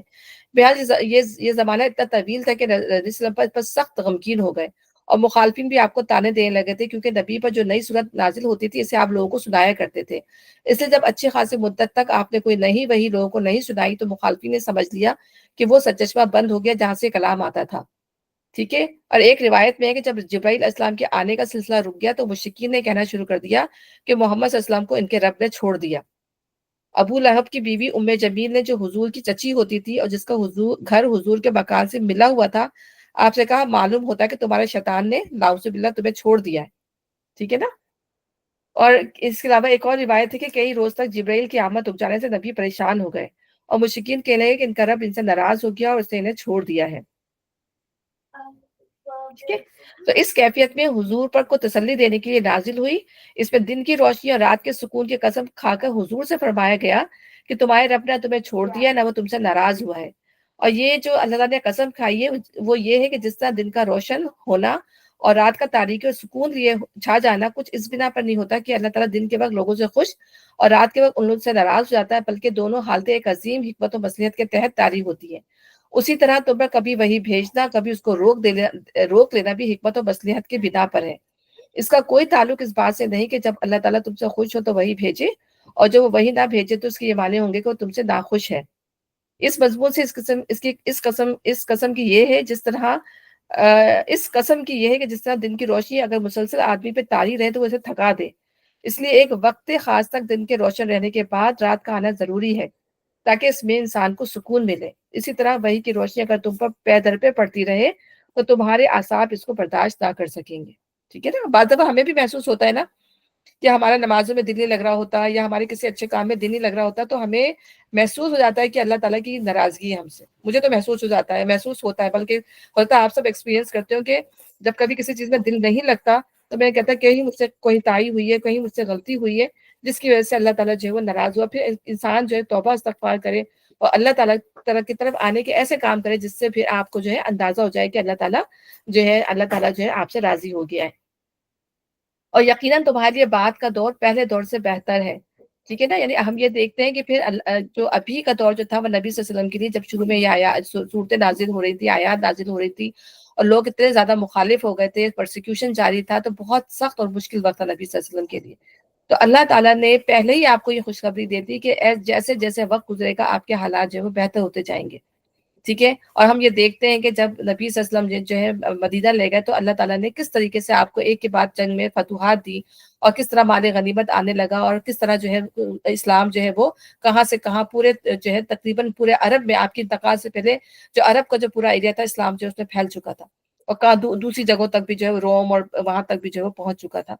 تو اللہ تعالیٰ یہی بتا رہے ہیں کہ یقیناً تمہارے لیے بعد کا دور پہلے دور سے بہتر ہے، اور عنقریب تمہارا رب تم کو اتنا دے گا کہ تم جو ہو وہ خوش ہو جاؤ گے. یعنی اگرچہ دینے میں کچھ دیر تو لگے گی، لیکن وہ وقت دور نہیں جب تم پر تمہارے رب کی عطا و بخشش کی وہ بارش ہوگی کہ تم خوش ہو جاؤ گے. یہ وعدہ حضور کی زندگی میں اس طرح پورا ہوا کہ سارا ملک عرب جنوب کے سواحل سے لے کر شمال میں سلطنت روم کی شامی اور سلطنت فارس کی عراقی سرحدوں تک بحر احمر تک آپ کے زیر نگی ہو گیا، اور جو طاقت بھی سے ٹکرائی وہ پاش پاش ہو کر رہ گئی. کلمہ لا الہ الا اللہ محمد رسول اللہ سے پورا ملک گونج اٹھا، جس میں مشرکین اور اہل کتاب اپنے جھوٹے کلمے بلند رکھنے کے لیے آخری دم تک ایڑی چوٹی کا زور لگا چکے تھے. لوگوں کے سر صرف سر ہی اطاعت میں نہیں جھک گئے بلکہ ان کے دل بھی مسخر ہو گئے. یعنی ہم یہ دیکھتے ہیں کہ تاریخ کو بدلنے میں صدیاں لگتی ہیں. ہم یہ دیکھتے ہیں بنی اسرائیل کی تاریخ تقریباً 2-2.5 ہزار کی تاریخ، کتنا ٹائم لگا ان کے عروج و زوال میں. لیکن ہم یہ دیکھتے ہیں کہ نبی صلی اللہ علیہ وسلم کی تاریخ صرف اور صرف 23 سال کی تاریخ ہے. اگر دیکھیں کہ 23 سال جو تھا وہ بہت ہی چھوٹا وقت ہے، اور اس میں جو ہے اللہ تعالیٰ نے کس طریقے سے دین کو کہاں سے کہاں جو ہے وہ پہنچا دیا. نبی صلی اللہ علیہ وسلم کو، صحابہ کرام کو کس عروج پر اللہ تعالیٰ نے کہ جو رہتی دنیا تک وہ ہمارے لیے ایک جو ہے وہ تاریخی مثال بن گئی ہے، ٹھیک ہے نا. لیکن بنی اسرائیل کی وہ جو مثال تھی، انہوں نے اپنی مثال کو ختم کر دیا نا. ہمیں اس کی مثال سے اللہ تعالیٰ غضب کا شکار ہو گئے. لیکن ان کو جو اللہ تعالیٰ نے عروج دیا، انہوں نے اپنے صحابہ کرام نے اس عروج کو جو ہے وہ آگے نبی صلی اللہ علیہ وسلم کے بعد بھی جو اس کو چھوڑا نہیں، انہوں نے پھر کہاں کہاں تک اسلام کو نہیں پھیلایا، کہاں کہاں تک جو ہے عروج نہیں پہنچایا. تو یہ اللہ تعالیٰ نے ان کی اس غرض کا یا ان کی جو اس ثابت قدمی کا، اس محبت کا اللہ تعالیٰ نے ان کو صلہ دیا جو انہوں نے اللہ کے راستے میں جو ہے وہ کی. تو اللہ تعالیٰ یہی فرما رہا ہے. کیا اس نے پھر فرما رہا ہے کیا اسے تم کو یتیم نہیں پایا اور پھر ٹھکانہ فراہم کیا. یعنی اب اللہ تعالیٰ اپنے احسانات نبی صلی اللہ علیہ وسلم پر فرما رہا ہے کہ آپ پریشان نہ ہو کہ جب تم یتیم تھے تو اللہ تعالیٰ نے آپ کو کس طریقے سے گریجولی اللہ تعالیٰ نے آپ کو بہت اچھے ہاتھوں میں پلوایا. یعنی آپ پیدا کیا ہوئے تھے؟ آپ یتیم پیدا ہوئے تھے، ٹھیک ہے نا. دو مہینے یعنی کہ آپ 2 مہینے پہلے ہی آپ کے پیدائش سے آپ کے والد کا انتقال ہو گیا، اور اس کے بعد جو ہے 6 سال کے بعد ہی پھر ماں کی شفقت میں پلے، پھر 6 سال کے بعد ماں کا انتقال ہو گیا. پھر دادا نے کتنی محبت سے پالا، ٹھیک ہے. پھر دادا کی محبت کے بعد جو ہے پھر چچا نے کتنی محبت سے، یعنی اپنی تمام اولاد کے اوپر آپ کو فوقیت دیتے تھے، آپ سے محبت کرتے تھے سب سے زیادہ. تو اللہ تعالیٰ نے بہترین ہاتھوں میں جو ہے وہ آپ کو پلوایا. پھر اس کے بعد جو ہے اللہ تعالیٰ نے کیا ہوا کہ جب آپ اس قابل ہو گئے کہ تجارت مطلب سمجھدار ہو گئے، تجارت کے قابل ہو گئے، تو اللہ تعالیٰ نے اس جو وہاں کی جو امیر ترین رئیس خاتون تھی حضرت خدیجہ سے آپ کی شادی کر دی، ٹھیک ہے نا. تو اور پھر ان کو ایمان کی نعمت سے بھی سرفراز کیا. کتنی بڑی بات ہے. اگر آپ دیکھیں اللہ تعالیٰ نے آپ کو گریجولی اللہ کہ کیا تم نے اس کو یتیم نہیں پایا، کیا ہم نے تم کو یتیم نہیں پایا، پھر ٹھکانہ فراہم کیا. تو پھر آپ یہ نہیں کہ آپ نے حضرت خدیجہ کے مال ہی پر ڈیپینڈنٹ ہو گئے، بلکہ آپ نے ان کے مال پر اپنی محنت سے ان کے مال کو جو ہے بڑھایا. تو وہ صرف حضرت خدیجہ کا مال نہیں تھا، بلکہ اس پہ آپ نے پوری اپنی محنت صرف کی تھی. تو ایک عرصے تک جو ہے آپ شیخوں کی طرح زندگی گزارتے تھے. بہت آپ کی زندگی تھی وہ بہت اچھی زندگی تھی. اور تمہیں ناواقف پہ راہ پایا، پھر ہدایت بخشی. یعنی اللہ تعالیٰ فرما رہا ہے کہ آپ کچھ نہیں جانتے تھے. ہم قرآن میں پڑھ کے جا چکے ہیں کہ آپ کو نہیں پتا تھا کتاب کیا ہوتی ہے، دین کیا ہوتا ہے. اللہ تعالیٰ نے آپ کو جو ہے اس کی ہدایت دی. تو آپ کو دین کا نہیں، آپ دیکھتے تھے لوگ جو ہے غلط کر رہے ہیں آپ کو، لیکن صحیح بات نہیں پتہ تھی کہ اس لوگوں کو کیسے صحیح کیا جائے. کیونکہ آپ بھی دین حنفی پہ قائم تھے، آپ کو پتا تھا لوگ جو کچھ کر رہے ہیں وہ غلط کر رہے ہیں، فطرت پہ قائم تھے آپ بھی. تو اللہ تعالیٰ نے جو آپ کو جو ہے پھر آپ کو ہدایت بخشی، آپ کو جو ہے وہ نبی بنایا. پھر تمہیں نادار پایا، پھر مالدار کر دیا. یعنی وہی وہاں پہ جو یتیم کی جہاں پہ بات کی میں نے حضرت خدیجہ سے بھی ان کی شادی ہوئی، پھر اللہ تعالیٰ نے آپ کو مالدار کر دیا. اب اللہ تعالیٰ بتانے کا مقصد یہ ہے کہ جب اللہ تعالیٰ نے تمہیں ان گریجول پروسیس سے گزارا ہے اللہ تعالیٰ نے، تو اب آپ کا کام کیا ہے؟ آپ کا کام کیا ہے کہ لہٰذا تم بھی یتیم تھے، تو آپ بھی جو ہے یتیموں کے ساتھ جو ہے سختی نہ کریں. اگر آپ کے پاس کوئی یتیم آئے تو آپ نے اس کے ساتھ جو ہے کیسا معاملہ کرنا ہے, محبت سے, پیار سے اس کا ساتھ جو ہے معاملہ کرنا ہے. اور سائل کو نہ جھڑکو, یعنی وہ غریب آئے سوال کرے تو اس کو جھڑکنا نہیں ہے. اور اگر آپ کے پاس نہیں بھی ہے تو پیار سے اس کو جو آپ کرتے ہیں, یعنی کہ نہیں میرے پاس نہیں, جاؤ مانگنے آ جاتے ہو. اس طرح سے ہمارے جو لفظ ایسے ہی ہوتے ہیں کہ جب کوئی مانگنے والا آتا ہے, جب پاکستان میں یہ دیکھتی ہوں ہم جھڑک دیتے ہیں فوراً. نہیں ہے, آپ وہاں سے چہرہ نیچے کر کے, بہت سارے بھکاری ہیں مجھے پتا ہے کتنے زیادہ, لیکن یہ کہ بدتمیزی کرنے کے بجائے یا ان کو جھڑکنے کے بجائے ہم خاموشی سے جہاں سے نکل جائیں. ٹھیک ہے, کہ ہم نہیں چاہتے کہ نہیں دیں, ظاہر انہوں نے پیشہ بنا دیا ہے, تو بجائے یہ کہ ان کو جھڑکے یا بدتمیزی کریں, اب سیدھے وہاں سے نکل جائیں. اور اپنے رب کی نعمت کا جو ہے وہ اظہار کرو, یعنی اپنی نعمت کا اظہار انسان کو, یعنی اس بات کا اقرار و اعتراف کیا جائے کہ جو نعمتیں مجھے حاصل ہیں یہ سب اللہ کا فضل و احسان ہے, ورنہ کوئی چیز میرے کسی ذاتی کمال کا نتیجہ نہیں. تو جو ہمیں ہدایت دی اللہ تعالیٰ نے, جو مال دیا, جو کچھ بھی اللہ تعالیٰ نے ہمیں دیا ہے, وہ ہماری ذاتی وہ نہیں ہے. اگر اللہ تعالیٰ کا ہم پر کرم اور فضل نہ ہو تو ہم کسی چیز کے بھی جو ہے وہ ہماری نہیں ہو سکتی. تو یہاں پر اللہ فرما رہے ہیں کہ نعمت نبوت کا اظہار اس طریقے سے ہو سکتا ہے کہ دعوت و تبلیغ کا حق ادا کیا جائے. نعمت قرآن کے اظہار کی صورت یہ ہے کہ لوگوں میں زیادہ سے زیادہ اس کی اشاعت کی جائے, اس کی تعلیمات لوگوں کے ذہن نشین کی جائے. نعمت ہدایت کا اظہار اس طرح ہو سکتا ہے کہ اللہ کی بھٹکی ہوئی مخلوق کو سیدھا راستہ بتایا جائے اور اس کام کی ساری تلخیوں اور ترشیوں کو صبر کے ساتھ برداشت کیا جائے. تو یہ اللہ تعالیٰ کی نعمتیں ہیں, اور نعمت کا لفظ عام ہے جس سے مراد وہ نعمتیں ہیں جو اس صورت کے نزول کے وقت تک اللہ تعالیٰ نے اپنے رسول پاک کو عطا فرمائی تھی, اور وہ نعمتیں بھی جو بعد میں اس نے اپنے ان وعدوں کے مطابق آپ کو عطا کی جس صورت میں اس نے دیے, اور جن کو اس نے بدرجہ عتم پورا کیا. اور اسی طرح اللہ تعالیٰ نے جو ہمیں نعمتیں دی ہیں ہمیں اپنی ان نعمتوں کا بھی اظہار کرنا چاہیے. ہمیں جو ہے وہ اگر پیسہ دیا ہے تو پیسہ ویلتھ دی ہے تو اس کو کس طرح کرنا ہے. اللہ تعالیٰ نے کھانا پینا دیا ہے, اللہ تعالیٰ اس کو کس طرح, ایمان کی نعمت دی ہے اس کا اظہار کس طرح کرنا چاہیے. ہر چیز کا اظہار جو, اور نعمت کا اظہار جو ہے بیسیکلی اللہ کا شکر ہے. تو جتنا زیادہ اللہ کا شکر ہمیں اپنی ذات کے اندر نظر آئے گا, اس کا مطلب ہے وہ اللہ کی نعمت کا اظہار ہی ہوگا. تو اگر اللہ تعالیٰ نے ہمیں پہننے اوڑھنے کے لیے اچھا دیا تو ہم اچھا پہننا اوڑھنا اچھا بری بات نہیں ہے, لیکن اللہ تعالیٰ نے ہمیں اس چیز سے منع کیا کہ اس کے اندر شوشہ یا دکھاوا ہو یا اس کے اندر کوئی برائی ہو. ٹھیک ہے نا, ایسا لباس ہو جس سے برائی جھلکتی ہو یا اس سے جسم جھلکتا ہو. اس طرح اللہ تعالیٰ نے کھانا ہو تو حلال کھانا ہو, حرام مال نہ ہو. تو یہ تمام چیزیں ہیں, اس میں اللہ کی نعمتیں ہیں, ان کو استعمال کرنے کا اللہ نے بالکل منع نہیں کیا, لیکن اس کو ایک طریقے کے ساتھ اللہ کی نعمت سمجھ کے. سورہ علم نشرح, بسم اللہ الرحمن الرحیم. علم نشرح لک صدرک ووضعنا عنک وزرک الذی انقض ظہرک ورفعنا لک ذکرک فإن مع العسر یسرا ان مع العسر یسرا فإذا فرغت فانصب إلی ربک فارغب. یعنی اللہ تعالیٰ یہاں پر یہ اسی سے ریلیٹڈ آیات ہیں, جیسے آپ دیکھیں دعا ہے, اور علم نشرح کا بھی اسی وقت اسی دوران ہی جو ہے یہ آیات جو ہے آپ پر جو ہے وہ نازل ہوئی. اس میں اللہ تعالیٰ نے سب سے پہلے آپ کو بتایا کہ ہم نے آپ کو 3 بہت بڑی نعمتیں عطا کی ہیں جن کی موجودگی میں کوئی وجہ نہیں کہ آپ دل شکستہ ہوں. ایک شرح صدر کی نعمت, دوسری یہ نعمت کہ آپ کے اوپر سے ہم نے وہ بھاری بوجھ اتار دیا جو نبوت سے پہلے آپ کی کمر توڑے ڈالا تھا. تیسری رفع ذکر کی نعمت جو آپ سے بڑھ کر تو درکنار آپ کے برابر بھی کبھی کسی بندے کو نہیں دی گئی. ٹھیک ہے, تو یہاں پر اس کا مضمون ہے. اے نبی, بسم اللہ الرحمن الرحیم, اے نبی کیا ہم نے تمہارا سینہ تمہارے لیے کھول نہیں دیا.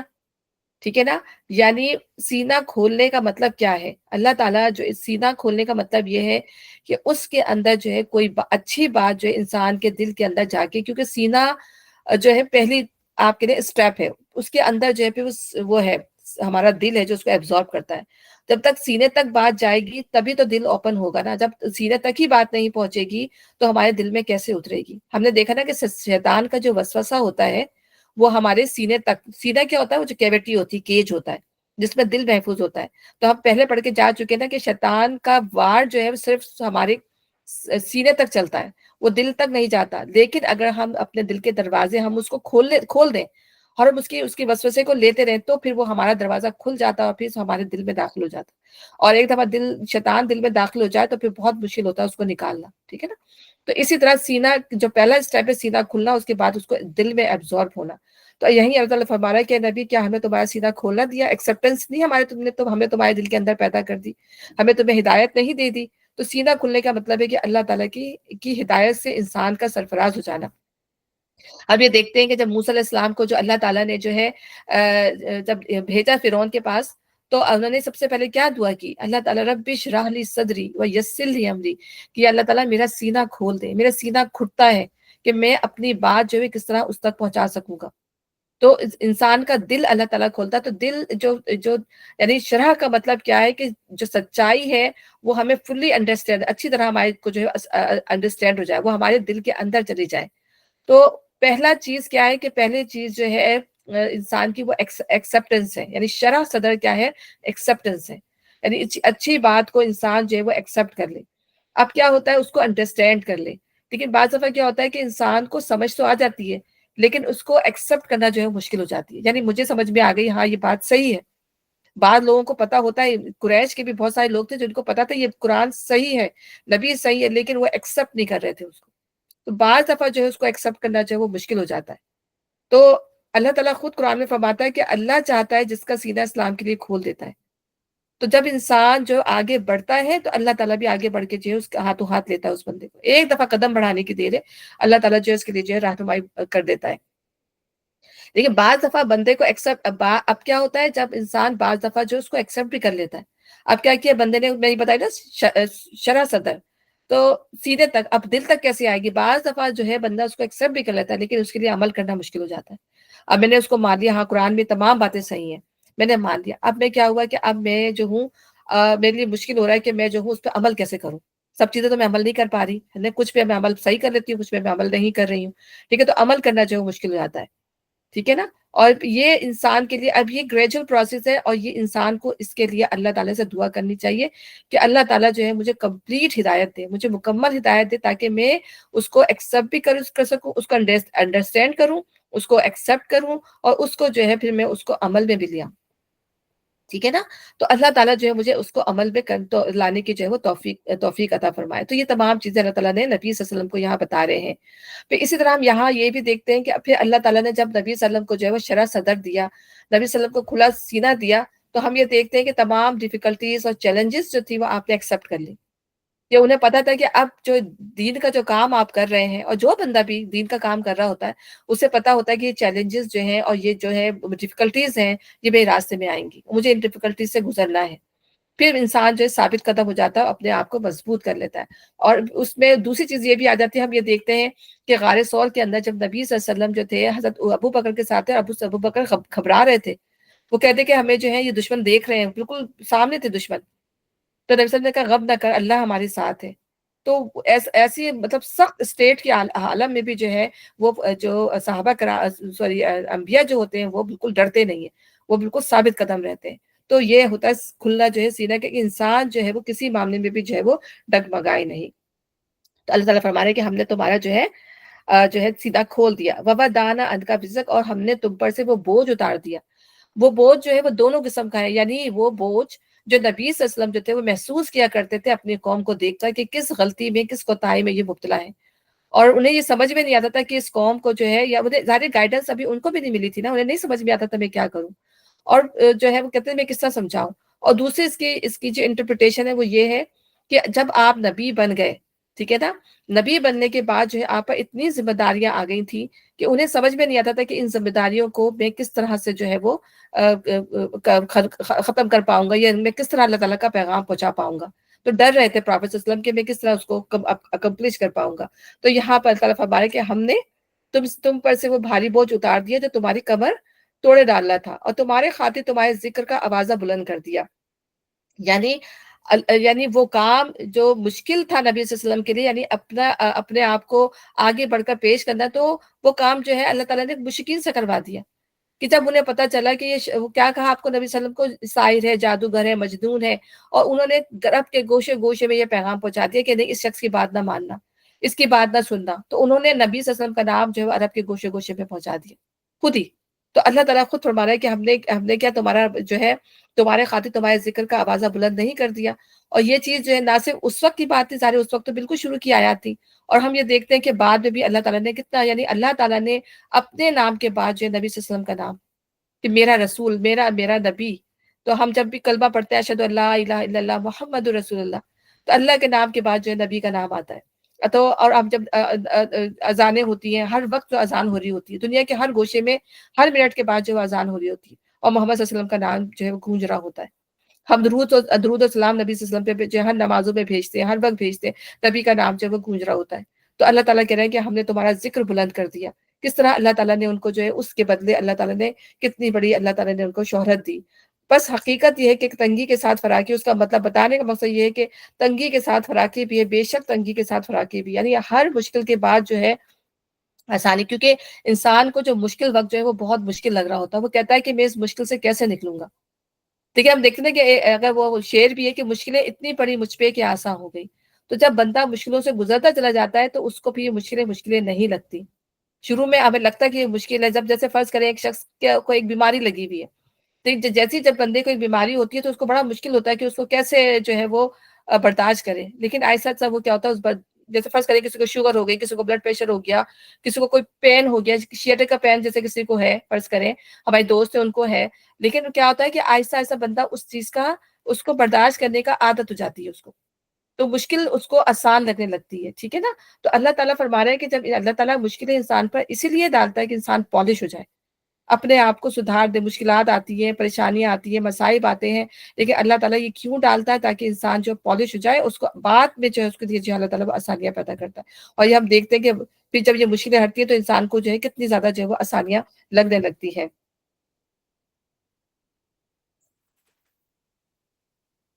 ایک منٹ.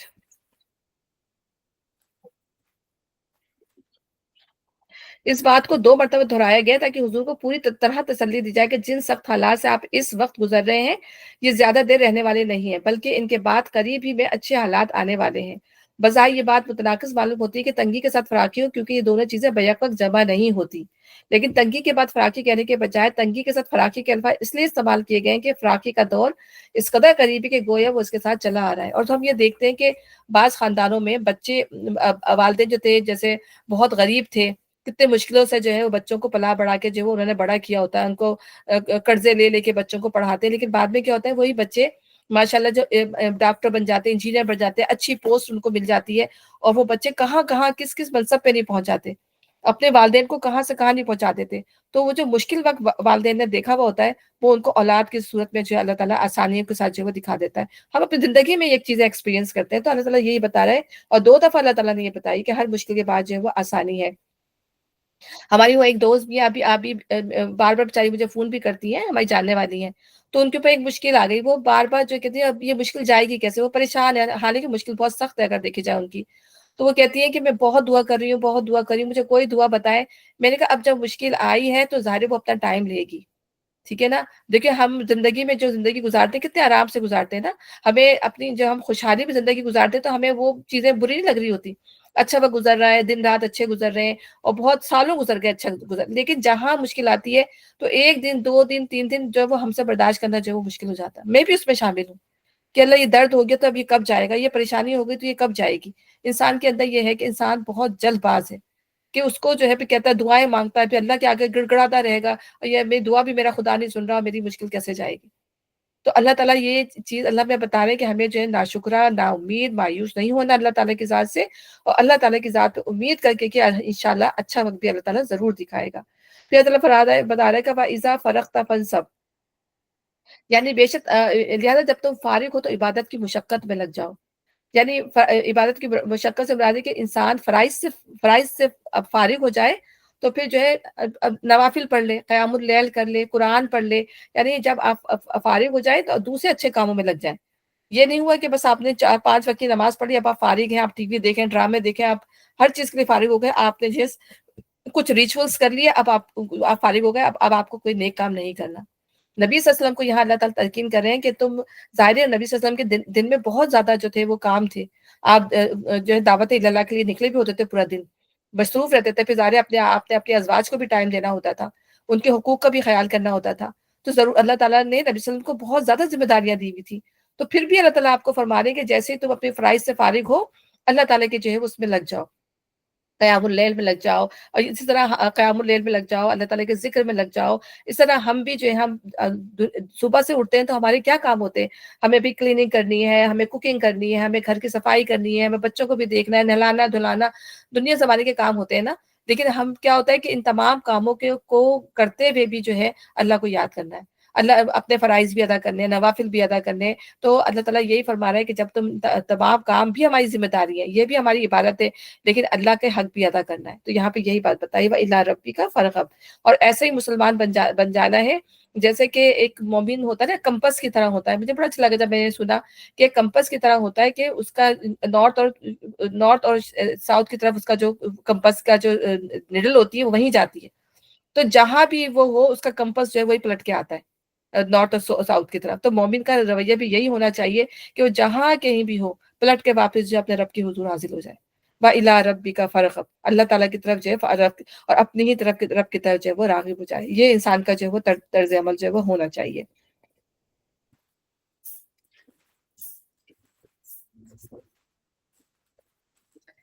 اعوذ باللہ من الشیطان الرجیم. بسم اللہ الرحمن الرحیم. والتین والزیتون وطور سینین وہذا البلد الامین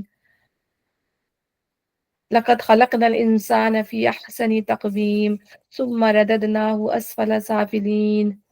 قسم انجیر اور زیتون کی اور طور سینا اور اس پرامن شہر مکہ کی، ہم نے انسان کو بہترین ساخت پر پیدا کیا.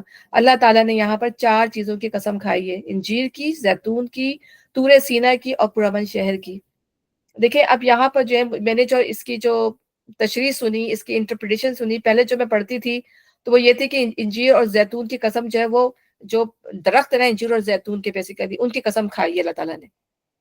کہہ سکتے ہیں اللہ تعالیٰ، کیونکہ انجیر اور زیتون جو ہے ویسے بھی بہت امپورٹنٹ ہے. اچھی جو ہے آپ یہ کھیلیں کہ کھانے کی جو پھل ہیں اور فائدہ مند بھی ہیں، اور اس زمانے میں زیادہ یہی چیزیں اگتی تھیں ان کے ایریاز کے اندر. اور اس لحاظ سے بھی جو اسکالرز ہیں انہوں نے اس کا وہ کیا. لیکن جہاں اس کے آگے جو دو چیزیں آ رہی ہیں نا، طور سینا اور جو ہے حرم، تو اس سے پہلے جو انجیر اور زیتون کی جو قسم کھائی گئی ہے وہ جو ہے جو فلسطین، شام و فلسطین کے علاقے کے لیے کھائی گئی ہے، کیونکہ وہ یہ جو علاقہ تھا یہ سب سے زیادہ جو ہے وہ انجیر اور زیتون کی گروتھ کی وجہ سے مشہور تھا. تو اہل عرب میں رائج تھا کہ جو پھل کسی علاقے میں کثرت سے پیدا ہوتا تھا اس علاقے کو وہ بسا اوقات اس پھل کے نام سے جو ہے جو موسوم کیا کرتے تھے. تو یہاں پہ انجیر اور زیتون کی قسم کھانے کا مقصد یہ ہے کہ شام و فلسطین کے علاقے کی قسم کھا گئی ہے. اللہ تعالیٰ نے کہا نا کہ برکت والا علاقہ جس کو ہم نے برکتیں دی ہیں، جو برکت اللہ تعالیٰ نے اس ماحول کو برکت دی ہے. اور پھر دوسری بات یہ ہے، اس کے اندر بھی دوسری چیز ہے، وہ یہ کہ جب عیسیٰ علیہ السلام کو اٹھایا گیا، ٹھیک ہے نا، تو وہ جو تھا زیتون نامی پہاڑی کے اوپر جو تھے وہ آپ کو وہاں آپ چھپے ہوئے تھے، کیونکہ آپ کا جو تھا وہ بادشاہ نے آپ کے لیے کر دیا تھا کہ آپ کو قید کر دیا جائے اور آپ کو پکڑ کے لایا جائے. تو آپ اپنے حواریوں کے ساتھ جو تھے وہ زیتون کی پہاڑیوں پر تھے. اور زیتون کی پہاڑی ایک لمبا سلسلہ ہے، وہاں پر جو تھا ایک بستی ہے وہ 3 کہلاتی تھی. تو آپ جب یروشلم آئے تھے تو آپ وہاں 3 کی بستی میں آپ رکے تھے، ٹھیک ہے. اور جب آپ چھپنے کے لیے آئے، جب بادشاہ کا طرف سے جو ہے وہ قتل نامہ آیا تو آپ زیتون کی پہاڑیوں پہ ہی چھپے ہوئے تھے، اور پھر وہیں پر سے آپ کو گرفتار کیا گیا اور وہیں پر سے جو ہے آپ کو جو اٹھا لیا گیا، اللہ تعالیٰ نے آپ کو اٹھایا. تو جب میں اس کی یہ پڑھ رہی تھی، اس کی یہ جو انٹرپریٹیشن اور یا پھر اس کی، مجھے بہت اچھی لگی اس لیے کہ آگے جو قسم کھائی گئی وہ طور سنین کی کھائی گئی. یعنی بنی اسرائیل کا جو پہلا جو سفر شروع ہوا وہ طور سنین سے شروع ہوا ہے، ان کو شریعت ملی ہے. اور زیتون کی پہاڑی پہ ہی سب سے پہلے حواریوں نے کہا، انہوں نے جب زیتون کی پہاڑی پہ ہی عیسیٰ علیہ السلام نے کہا تھا کہ کون ہے حواری، کون ہے میرا مددگار، تو انہوں نے کہا تھا ہم ہیں مددگار. تو وہاں سے ہی عیسائیت چلی، آپ سمجھ جو انہوں نے اپنے آپ کو عیسائیت کا نام دے دیا. اور بہت اچھے مطلب اس وقت جو تھے ظاہر مسلمان تھے، وہ ٹوٹلی مسلمان تھے. انہوں نے جو عیسائیت کی جو ہے وہ جو انہوں نے اس کی. تو دیکھیں نا یہاں پر کوئی آیت نہیں ہے. والتین والزیتون یہ پورا ایک ہی علاقہ ہے، زیتون کی پہاڑی اس پر 3 جو تھا اس کی بستی تھی. تو یہاں پر میں آپ کو یہ نہیں کہتی، فورس نہیں کری کہ آپ اس کو کچھ اور سمجھیں، لیکن مجھے جو انٹرپریٹیشن جو سمجھ میں آئی، مجھے واقعی اس لحاظ سے سمجھ میں آئی کہ پھر اللہ تعالیٰ نے جگہوں کی قسمیں کھائی ہیں. اب یہاں پہ طور ہے، ماؤنٹ طور پہ جو ہے نبی کو جو ہے وہ تورات ملی تھی عیسیٰ علیہ السلام، موسیٰ علیہ السلام کو. تو یہاں پہ عیسیٰ علیہ السلام، یہاں پہ موسیٰ علیہ السلام، اور یہاں پہ عرب، یعنی یہ عرب کے جو لوگ تھے ان کی یہاں پہ بات، تو 3 نیشنز کی یہاں پہ بات کی گئی ہے. اور اس سے لامحالہ یہ بات نکلتی ہے کہ اللہ تعالیٰ نے حضرت ابراہیم کی ذریت کو 2 چیزوں میں، بنی اسرائیل جو ہم پیچھے پڑھ کے جا چکے ہیں، اور بنی اسماعیل. تو اللہ نے وعدہ کیا تھا بنی ابراہیم علیہ السلام سے کہ تمہاری ذریت کو جو ہے وہ میں بالا رکھوں گا، یا تمہاری ذریت میں سے جو ہے نبی آئیں گے اور رسالت آئے گی. تو یہاں پہ ان ذریت جو تھے 3 ہی اس پہ چلی نا، عیسیٰ علیہ السلام، موسیٰ علیہ السلام اور محمد صلی اللہ علیہ وسلم آل اسماعیل کے اندر. تو اس کی تشریح مجھے اس لحاظ سے بہت اچھی لگی، تو میں نے کہا کہ میں آپ لوگ سے بھی شیئر کر لوں۔ پھر بتانے کا مقصد کیا ہے کہ اللہ جب یہ تمام جو مسلمان دیکھیں، جب حواری تھے یا طور سینا پہ جو بنی اسرائیل تھے، جب انہوں نے اسلام قبول کیا، اور اسی طرح سے جو امن میں مکہ کے لوگوں نے جب اسلام، تو انہوں نے کس بات پہ اسلام قبول کیا؟ توحید کے اوپر، اللہ کی وحدانیت کے اوپر۔ تو اللہ تعالیٰ فرمایا کہ ہم نے انسان کو بہترین ساخت پہ پیدا کیا۔ تو اصل چیز جو ہے انسان کی یہی ہے کہ انسان کو تو اللہ تعالیٰ نے فطرت پر اچھی اس پہ بنایا ہے، وہ اچھی بات کو تسلیم کرنے والا بنے، ٹھیک ہے نا؟ اللہ تعالیٰ نے ہر انسان کو فطرت کے لحاظ سے اچھا ہی بنایا ہے، اچھی ساخت پہ بنایا ہے، لیکن اب یہ انسان کے اوپر ہم نے کہا نا فَأَلْهَمَهَا فُجُورَهَا وَتَقْوَاهَا، اب یہ انسان کے اوپر ہے کہ وہ اپنے آپ کو جو ہے کیسا اچھا بنا لیتا ہے یا برا بنا لیتا ہے۔ تو اللہ تعالیٰ یہی بتا رہے کہ پھر اسے الٹا پھیر کر ہم نے سب نیچوں سے نیچ کر دی، یعنی جب اس نے اپنے اندر کی آواز کو دبا لیا تو اللہ تعالیٰ نے جو اس کو بدترین جانور، اللہ کہہ رہا ہے نا کہ جانور بھی بہترین ہوتے ہیں، جب جس پستی میں انسان گر جاتا ہے وہ جانوروں سے بھی بدتر ہو جاتے ہیں، کہ انسان جو ہے انسان کی پرواہ نہیں کرتا۔ آپ دیکھیں کیسے کیسے جو ہے وہ جنگیں ہوتی ہیں، ایٹم بم، ہائیڈروجن بم، یعنی انسان جانور بھی ایک دوسرے جانور کو مارتے ہوئے، اپنے جیسے خلق کو مارتے ہوئے جو ہے سوچتا نہیں، مارتا اپنے خلق کو، یعنی اپنے جیسے جو ان کے جو جانور ہوتے ہیں، جیسے شیر تو شیر کو نہیں مارے گا، لیکن انسان ہو کے جو ہے انسانیتی کو مار رہا ہوتا ہے کہ ختم کر دے، اور اس کے دل میں جو ہے کوئی نرمی اور کوئی وہ پیدا نہیں ہوتی انسان کے اندر۔ تو اللہ تعالیٰ کہہ رہا ہے کہ ہم نے تو اس کو بہترین شرف بخشا تھا، اشرف المخلوقات بنایا تھا، لیکن انسان نے جب اس پہ عمل نہیں کیا تو اس نے اپنے آپ کو جو ہے وہ نیچوں سے نیچے گرا دیا، ایک دوسرے کو ذلیل کرنا، ایک دوسرے کو قتل کرنا۔ آپ دیکھیں پاکستان میں آپ ایک موبائل کے اوپر جو ہے وہ جان لے لیتے ہیں، کہ اتنی جان جو ہے وہ ارزاں ہو گئی ہے کہ انسان جیسے موبائل چھیننے اگر نہیں دے رہا بندہ تو اس کو جو ہے وہ جو پستول سے جو ہے مار دیتے ہیں، اتنا انسان کی جان جو ہے وہ ارزاں ہو گئی ہے۔ تو یہی پہ اللہ تعالیٰ فرما رہا ہے، پھر اسے الٹا پھیر کے ہم نے سب نیچوں سے نیچ کر دیا سوائے ان لوگوں کے جو ایمان لائے اور نیک عمل کرتے رہے۔ تو اصل میں جو ہے بہترین ساخت انہی لوگوں کی ہے جو ایمان لے کر آئے، اور جنہوں جو ہے وہ نیک عمل کیے، ان کے لیے جو ہے کبھی ختم نہ ہونے والا جو ہے وہ اجر ہے، یعنی وہ ایسا اجر ہے جو کبھی ختم نہیں ہوگا۔ ان کو اللہ تعالیٰ جو ہے جنت، جب جو وہ جنتوں میں داخل ہوں گے تو وہ جو ہمیشہ خلد کی جنتیں، ایسی جنتیں جو کبھی ختم نہیں ہوں گی۔ اور پر اے نبی، اس کے بعد کون جزا و سزا کے معاملے میں تم کو چھٹلا سکتا ہے؟ یعنی دوسرا ترجمہ ساتھ میں یہ بھی کہ اے انسان، اس کے بعد کیا چیز تجھے جزا و سزا کو جھٹلانے پر آمادہ کرتی ہے؟ دونوں صورتوں میں مدعا ایک ہے، یعنی جب یہ بات علانیہ انسانی معاشرے میں نظر آتی ہے کہ بہترین ساخت پر پیدا کی ہوئی نوع انسانی میں سے ایک گروہ اخلاقی پستی میں گرتے گرتے سب نیچوں سے نیچ ہو جاتا ہے، اور دوسرا گروہ ایمان و عمل صالح اختیار کر کے اس گراوٹ سے بچا رہتا ہے اور اسی حالت پر قائم رہتا ہے جو بہترین ساخت پر انسان کے پیدا کیے جانے سے مطلوب تھی، تو اس کے بعد جزا و سزا کو کیسا جھٹلایا جا سکتا ہے؟ یعنی سیدھی راہ بھی موجود ہے اور غلط راہ بھی موجود ہے، تو اس کا مطلب ہے کہ آخرت میں وہ جزا و سزا واقع ہونے والی ہے، جس کی بیس پر جو اس کا فیصلہ کر دیا جائے گا کہ کون اس کا حقدار ہے اور کون اس کا حقدار نہیں ہے، اور اللہ تعالیٰ ہی سب سے بڑا حاکم ہے جو اس کا فیصلہ کرے گا، بے شک۔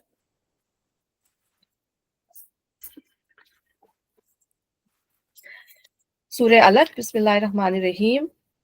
سورہ علق کی جو ہے کہا جاتا ہے کہ جو 5 آیتیں تھیں وہ پہلے نازل ہوئی، اس کی بعد والی آیتیں جو ہیں وہ بعد میں نازل ہوئی، اور یہ اس سے ریلیٹڈ ہیں جب آپ صلی اللہ علیہ وسلم پر جو ہے وہ پہلی وحی نازل ہوئی، اور نئے وحی کا سلسلہ جو ہے آپ کے سچے خوابوں سے شروع ہوا، اور جب آپ کو سچے خواب آنا شروع ہوئے تو آپ کے دل میں جو ہے طلب بڑھ گئی۔ آپ کے دل میں طلب تو ویسی بھی تھی، لیکن پھر آپ کے اندر طلب بڑھ گئی کہ جو سچے خواب آ رہے ہیں اس میں رہنمائی تھی آپ کے لیے، تو پھر آپ کو جو ہے سکلوژن، یعنی کہ آپ کو جو ہے اکیلا پن جو ہے وہ اچھا لگنے لگا، یعنی کہ آپ سوچنے لگے، یعنی کہ سوچنے کے لیے آپ کو ٹائم چاہیے ہوتا تھا، تو پھر آپ جو تھے وہ غار ہرا جایا کرتے تھے۔ اور جو یہ کہا جاتا ہے کہ مہینے مہینے کے لیے چلے گئے، نہیں، آپ جاتے 1 دن یا 2 دن کے لیے اس طرح جاتے تھے، ایسے نہیں جاتے تھے، ظاہر ہے آپ کی پیچھے فیملی تھی، آپ کی بچیاں تھی گھر کے اندر، ظاہر ہے حضرت خدیجہ اکیلی تھی، تو آپ جو تھے پھر وہ آ جاتے تھے، لیکن سوچنے سمجھنے کے لیے آپ کو ایک الگ جگہ درکار تھی، تو آپ جاتے تھے، اور جو تھے وہ آپ 1 آدھ دن یا 2 دن اس طرح رکتے تھے، اور پھر آپ آ جایا کرتے تھے، کیونکہ وہ دیکھیں وہ پہاڑی علاقہ ہے، جو بھی کوئی گیا ہو عمرہ کرنے یا حج کرنے، آپ دیکھیں وہ کتنا دور ہے، اگر ہم کوشش بھی کر کے جانا بھی چاہیں تو کتنا مشکل ہو جاتا ہے اور جا کے بندہ اترے تو اس کے بعد تو اس قابل نہیں رہتا کہ کہیں اور جا سکے، پاؤں اتنے زیادہ دور جاتے، کتنی اونچی جگہ پہ وہ پہاڑی ہے، تو نبی ہزارے وہ تو پہاڑی علاقے پہ ان لوگوں کی تو عادت تھی، لیکن پھر بھی وہ جاتے تھے اور آتے تھے، اور وہاں پہ جو تھے وہ آپ اللہ تعالیٰ کو جو تھے کہ ڈھونڈتے تھے، آپ سمجھ لیں عبادت کرتے تھے، اللہ کو پانے کی کوشش کرتے تھے۔ دیکھیں اب یہ دوسری بات یہ کہ وہ والی چیز نہیں ہے جو ہم یہ کہتے ہیں کہ صوفیہ وغیرہ جو ہے یہ کرتے ہیں، بہت جو ہے چلے بیٹھ کے کرتے ہیں، 40 دن 50 دن بیٹھ کے چلے کر، یہ وہ چیز نہیں تھی، یہ وہ کیفیت نہیں ہے کہ بالکل ہی کھانا پینا چھوڑ دے بندہ اور پھر سیکلوژن میں چلے، وہ چیز نہیں ہے۔ آپ چاہتے تھے اور پھر اب تک آپ کو لگتا تھا کہ جیسے آپ پرسکون ہو گئے تو پھر آپ واپس اپنی فیملی میں آ جایا کرتے تھے۔ تو اب پھر اس وقت جو ہے آپ کو ادھر ہی اللہ تعالیٰ نے پھر آپ کو حضرت جبرائیل علیہ السلام کے ذریعے جو ہے وہ وحی دی، پہلی وحی تھی، اور یہ وحی کی جو ہے 5 آیات آپ کے اوپر نازل کی گئی۔ اور سب سے پہلے کیا تھا کہ پڑھو اے نبی اپنے رب کے نام کے ساتھ، یعنی پہلی چیز جو ہے وہ کیا ہے، اقرا بسم ربک الذی خلق، اللہ کے نام سے پڑھو۔ یعنی ریڈ کرنا جو ہے، جو پڑھنا جو ہے، وہ پہلی چیز جو ہے وہ سگنیفائی گیننگ، یعنی کچھ حاصل کرنا، یعنی نالج کو حاصل کرنا جو ہے اس کے لیے پڑھنا ضروری ہے۔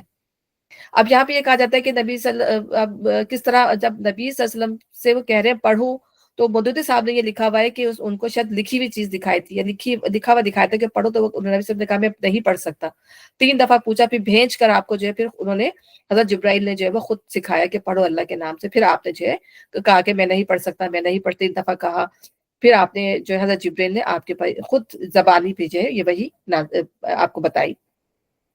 اور سب یہ بات بھی پتہ چلتی ہے کہ ہمیں ریڈ کرنے سے پہلے جو ہے قرآن کو بھی ریڈ کرنے سے پہلے بسم اللہ پڑھنا چاہیے، اللہ تعالیٰ کی مدد حاصل کرنا چاہیے۔ اسی طریقے سے ہمیں کوئی بھی اچھا کام کرتے وقت جو ہے اللہ تعالیٰ جو ہے بسم اللہ سے شروع کرنا چاہیے۔ اور آپ یہ دیکھتے ہیں کہ پروسیس جو وحی کا پروسیس بھی جو ہے وہ اللہ کے نام سے ہی شروع ہوا، اقرا بسم ربک الذی خلق، ٹھیک ہے نا۔ اور اللہ تعالیٰ کا نام لینے سے جو ہے اللہ تعالیٰ کی ہیلپ جو ہے وہ حاصل ہوتی ہے۔ تو پڑھو اے نبی اپنے رب کے نام سے جس نے پیدا کیا، یعنی اللہ تعالیٰ نے انسان کو پیدا کیا، اللہ ہی کے نام، اللہ ہی کی تعریف ہے جس نے انسان کو پیدا کیا۔ اور کس چیز سے اس نے پیدا کیا؟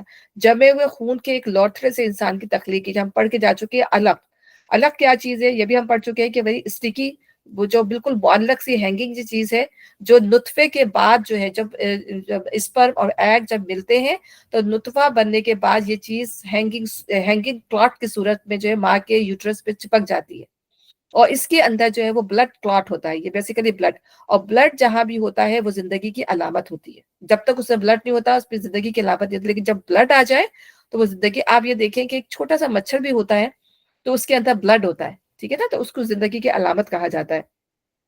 پھر سارے پھر اس کی وہاں پر ڈویژن شروع ہوتی ہے، پھر زائگوٹ بنتا ہے، پھر اس سے ایمبریو بنتا ہے، تو اس کے ہم پڑھ کے جا چکے ہیں کہ مختلف پروسیس ہوتے ہیں۔ تو اللہ تعالیٰ نے جمع خون کے ایک لوتھڑے سے انسان کی تخلیق کی۔ پڑھو اور تمہارا رب بڑا کریم ہے، یعنی اللہ تعالیٰ جو ہے اللہ کے نام سے پڑھو۔ پھر کہہ رہا ہے اللہ تعالیٰ پڑھو، پڑھنا جو ہے بہت ہی ضروری چیز ہے، کیونکہ اللہ تعالیٰ جو ہے وہ موسٹ جنرس ہے، اور اللہ تعالیٰ جو ہے بہت رسپیکٹیبل ہے، یعنی اللہ تعالیٰ ہی کی سب سے زیادہ تعریف ہے، اللہ تعالیٰ ہی کی سب سے زیادہ عزت ہے۔ اللہ تعالیٰ جب انسان پڑھتا ہے، جب انسان کوشش کرتا ہے تو اللہ تعالیٰ جو ہے اس کو دیتا بھی ہے، اللہ تعالیٰ اس کو نالج بھی دیتا ہے۔ تو اللہ تعالیٰ جب انسان جو ہے ریڈ کرتا ہے کہ تاکہ اس کو لرن کرے، تو اللہ تعالیٰ نے جو ہے قلم، اب ہم آگے پڑھیں گے کہ جس نے قلم کے ذریعے سے علم سکھایا، تو اللہ تعالیٰ نے جو ہے قلم جیسی نعمت انسان کو عطا کی کہ جب انسان پڑھتا ہے تو اس کو پریزرو کرتا ہے لکھ کے۔ یہ تمام دنیا میں اتنی لائبریریز بنی ہوئی ہیں، جب انسان نے اس کو ریڈ کیا، پڑھا، سمجھا، آبزرو کیا، اس کے بعد اللہ اس نے جو اس کو پریزرو کر دیا اپنی رائٹنگ کے ذریعے۔ تو یعنی قلم جو ہے وہ کتنا زیادہ امپورٹنٹ ہے۔ اللہ نے قلم کی قسم بھی قرآن کے اندر کھائی ہے، نون والقلم والقلم، ٹھیک ہے نا، کہ لکھنے والے جو ہے اس قلم سے لکھ رہے ہیں۔ اور قلم کو اللہ ہم بتاتے ہیں کہ 50,000 سال پہلے جو روایات کے اندر آتا ہے کہ پیدا کر دیا گیا، اس نے تمام چیزوں کو لکھ دیا جو اللہ تعالیٰ نے اس سے کہیں، اور لکھ کر جو ہے وہ خشک ہو گیا، تمام تقدیر جو ہے وہ سب لکھ دی گئی۔ تو بیسیکلی قلم کی کتنی زیادہ یہاں پر اللہ تعالیٰ نے جو ہے وہ امپورٹنس بتائی ہے۔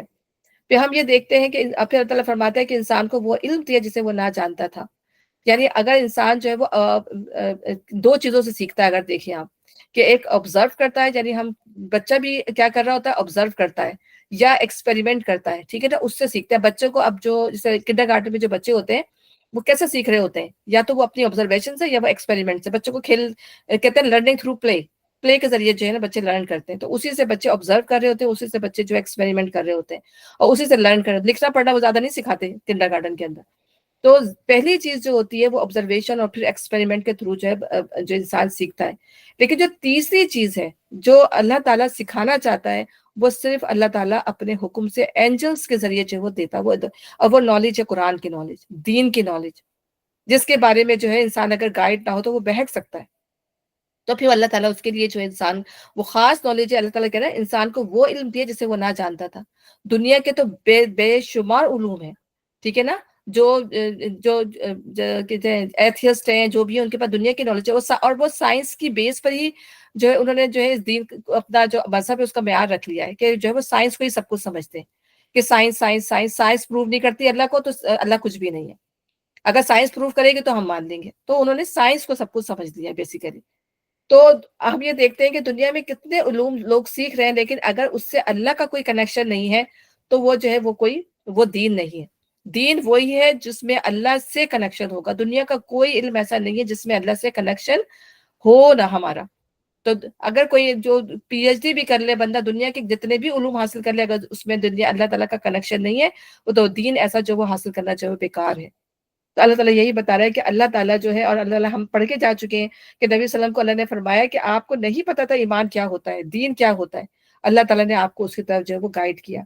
फिर हम ये देखते हैं कि अल्लाह ताला ने इसी कलम के जरिए से जो है वो हमें सोर्स ऑफ नॉलेज है, और जो इल्म जो हम तक आज तक जो हम तक पहुंचा हदीसों की शक्ल में, ठीक है, पूरी तारीख की शक्ल में, जो हम पूरी अब कुरान को पढ़ते हुए पूरी तारीख बताते हैं, हदीसों से उसकी कोट करते हैं, तो ये इल्म कैसे आया? ये कलम के जरिए से आया, जो उस वक्त लिखने वालों ने उसको महफूज कर लिया। तो ये कलम का अल्लाह ताला जो हम पर कलम करके अल्लाह ताला ने हम पर एहसान किया कि हम उससे लिखें, उसको प्रिजर्व करें। अब अल्लाह ताला यहाँ पर अब आगे क्या बता रहे हैं? हरगिज नहीं, इंसान सरकशी करता है इस बिना पर कि वो अपने आप को जो बेनियाज देखता है। क्यों सरकशी करता है इंसान? इसलिए कि वो समझता है कि बस मुझे तो कोई हिसाब किताब देना ही नहीं, मुझे तो अल्लाह के आगे जाना ही नहीं, मैं तो बस इस दुनिया में पैदा हो गया हूँ, मुझे इस दुनिया में ही मरना है और यहीं से पलट कर जो है चला जाना है। तो अपने आप को जो है वो बेनियाज समझता है। ये देखे कि मालो दौलत इज्जत और जाह जो कुछ भी दुनिया में वो चाहता है इसे हासिल हो गया है, शुक्रगुजार होने के बजाय वो सरकशी पे उतर आता है और हद बंदगी से जो है वो तजावुज करने लगता है।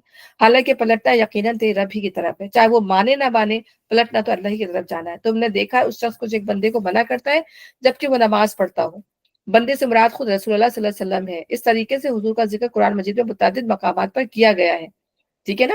जैसे हमने पढ़ा कि सुबहान अल्लज़ी अस्रा बिअब्दी, पाक है वो जो लेगी अपने बंदे को एक रात मस्जिद हराम से मस्जिद अक्सा की तरफ, यानी अल्लाह ताला यहाँ पर नबी सल्लल्लाहु अलैहि वसल्लम की बात फरमा रहा है। और यहाँ पर जो है अबू जहल का वाकया यहाँ पे बयान किया जा रहा है, क्योंकि अबू जहल ने जो है क्या कहा था कि नबी सल्लल्लाहु अलैहि वसल्लम के बारे में जब उसको पता चला, उसने लोगों से पूछा कि जो है ये जो तुम्हारे जो साहिब हैं ये सर टिकाते हैं ना नमाज, जो जो भी अपनी इबादत कर रहे होते हैं। तो लोगों ने कहा हाँ। तो कहने का नाउजुबिल्लाह मैं जाऊंगा अपना पैर जो है इसकी गर्दन पर रख दूंगा ताकि मैं उसे कुचल डालूं। इस तरह की उसने जो है तकब्बुराना जो है वो बात की। तो नबी सल्लल्लाहु अलैहि वसल्लम ने फरमाया कि अगर वो ऐसा करता तो फरिश्ते जो है उसको पकड़ लेते, उसको जहन्नम यानी कि उसको आग में धकेल देते, यानी अगर वो ऐसी हरकत करता है। यानी इतनी बड़ी बड़ी बातें, तो यहाँ पे अल्लाह ताला उसी की बात को बता रहे हैं ना। तो तुम्हारा क्या ख्याल है अगर वो बंदा राह रास्त पर हो या परहेजगारी की तलकीन करता हो? तुम्हारा क्या ख्याल है अगर ये मना करने वाला शख्स हक को झुटलाता और मुंह फेरता हो? क्या वो नहीं जानता कि अल्लाह देख रहा है? हरगिज नहीं, अगर वो बाज आए तो हम इसकी पेशानी के बाल पकड़कर उसे खींचेंगे, उस पेशानी को जो सख्त और झूठी और खताकार है। यानी पेशानी से मुराद या पेशानी यानी अपने आप को बहुत बड़ा, अबू जहल भी कुरैश का बड़ा सरदार था, अपने आप को बहुत बड़ा समझता था। तो यहाँ पे अल्लाह ताला उसका नाम तो नहीं मेंशन कर रहा, लेकिन उसकी हरकतें जो है वो अल्लाह ताला जो है वो बता रहा है। तो उसने यहाँ पर धमकी दी, जैसे कि अबू जहल की धमकी देने पर रसूल सल्लल्लाहु अलैहि वसल्लम ने उसको झिड़क दिया। तो उसने कहा, ए मोहम्मद तुम किस बल पे मुझे डराते हो? खुदा की कसम इस वादी में मेरे हिमायती सबसे ज्यादा है। इस पर फरमाया जा रहा है कि बुला ले अपने हिमायतियों को, यानी आगे जो अल्लाह ताला फरमा रहा है कि वो बुला ले अपने हामियों की टोलियों को, हम भी अजाब के फरिश्तों को बुला लेंगे। हरगिज नहीं, उसकी बात न मानो और सजदा करो और अपने रब का कुर्ब हासिल करो। यानी उसकी बात को अल्लाह ताला ने एतना का जरिया, यानी अल्लाह के फरिश्ते तो उससे ज्यादा हैं, अगर देखा जाए लश्कर के लश्कर हैं। तो उसने इस बात पे कि नबी ने कहा कि तुम्हें जो है आग में डाल देंगे अगर तुमने ऐसी हरकत की। तो उसने कहा कि मेरे तो हिमायती बहुत ज्यादा है, वो मुझे बचा लेंगे। तो यहाँ पे यही बात अल्लाह ताला ने उसकी यहाँ की। यहाँ पे सजदा आ गया, हम सजदा कर लेते हैं।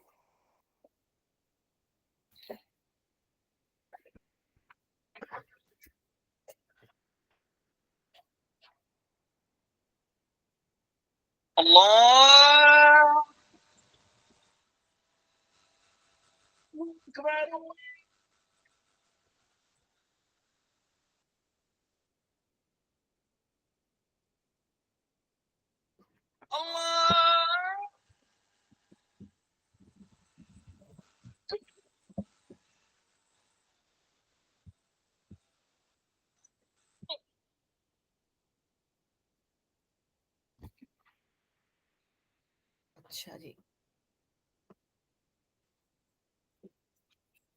सूरतुल क़दर, औज़ु बिल्लाहि मिनश शैतानिर रजीम, बिस्मिल्लाहिर रहमानिर रहीम।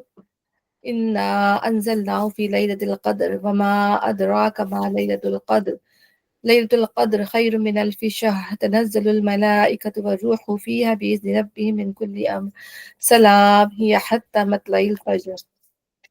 हमने इस कुरान को शब कदर में नाजिल किया, तुम क्या जानो कि शब कदर क्या है।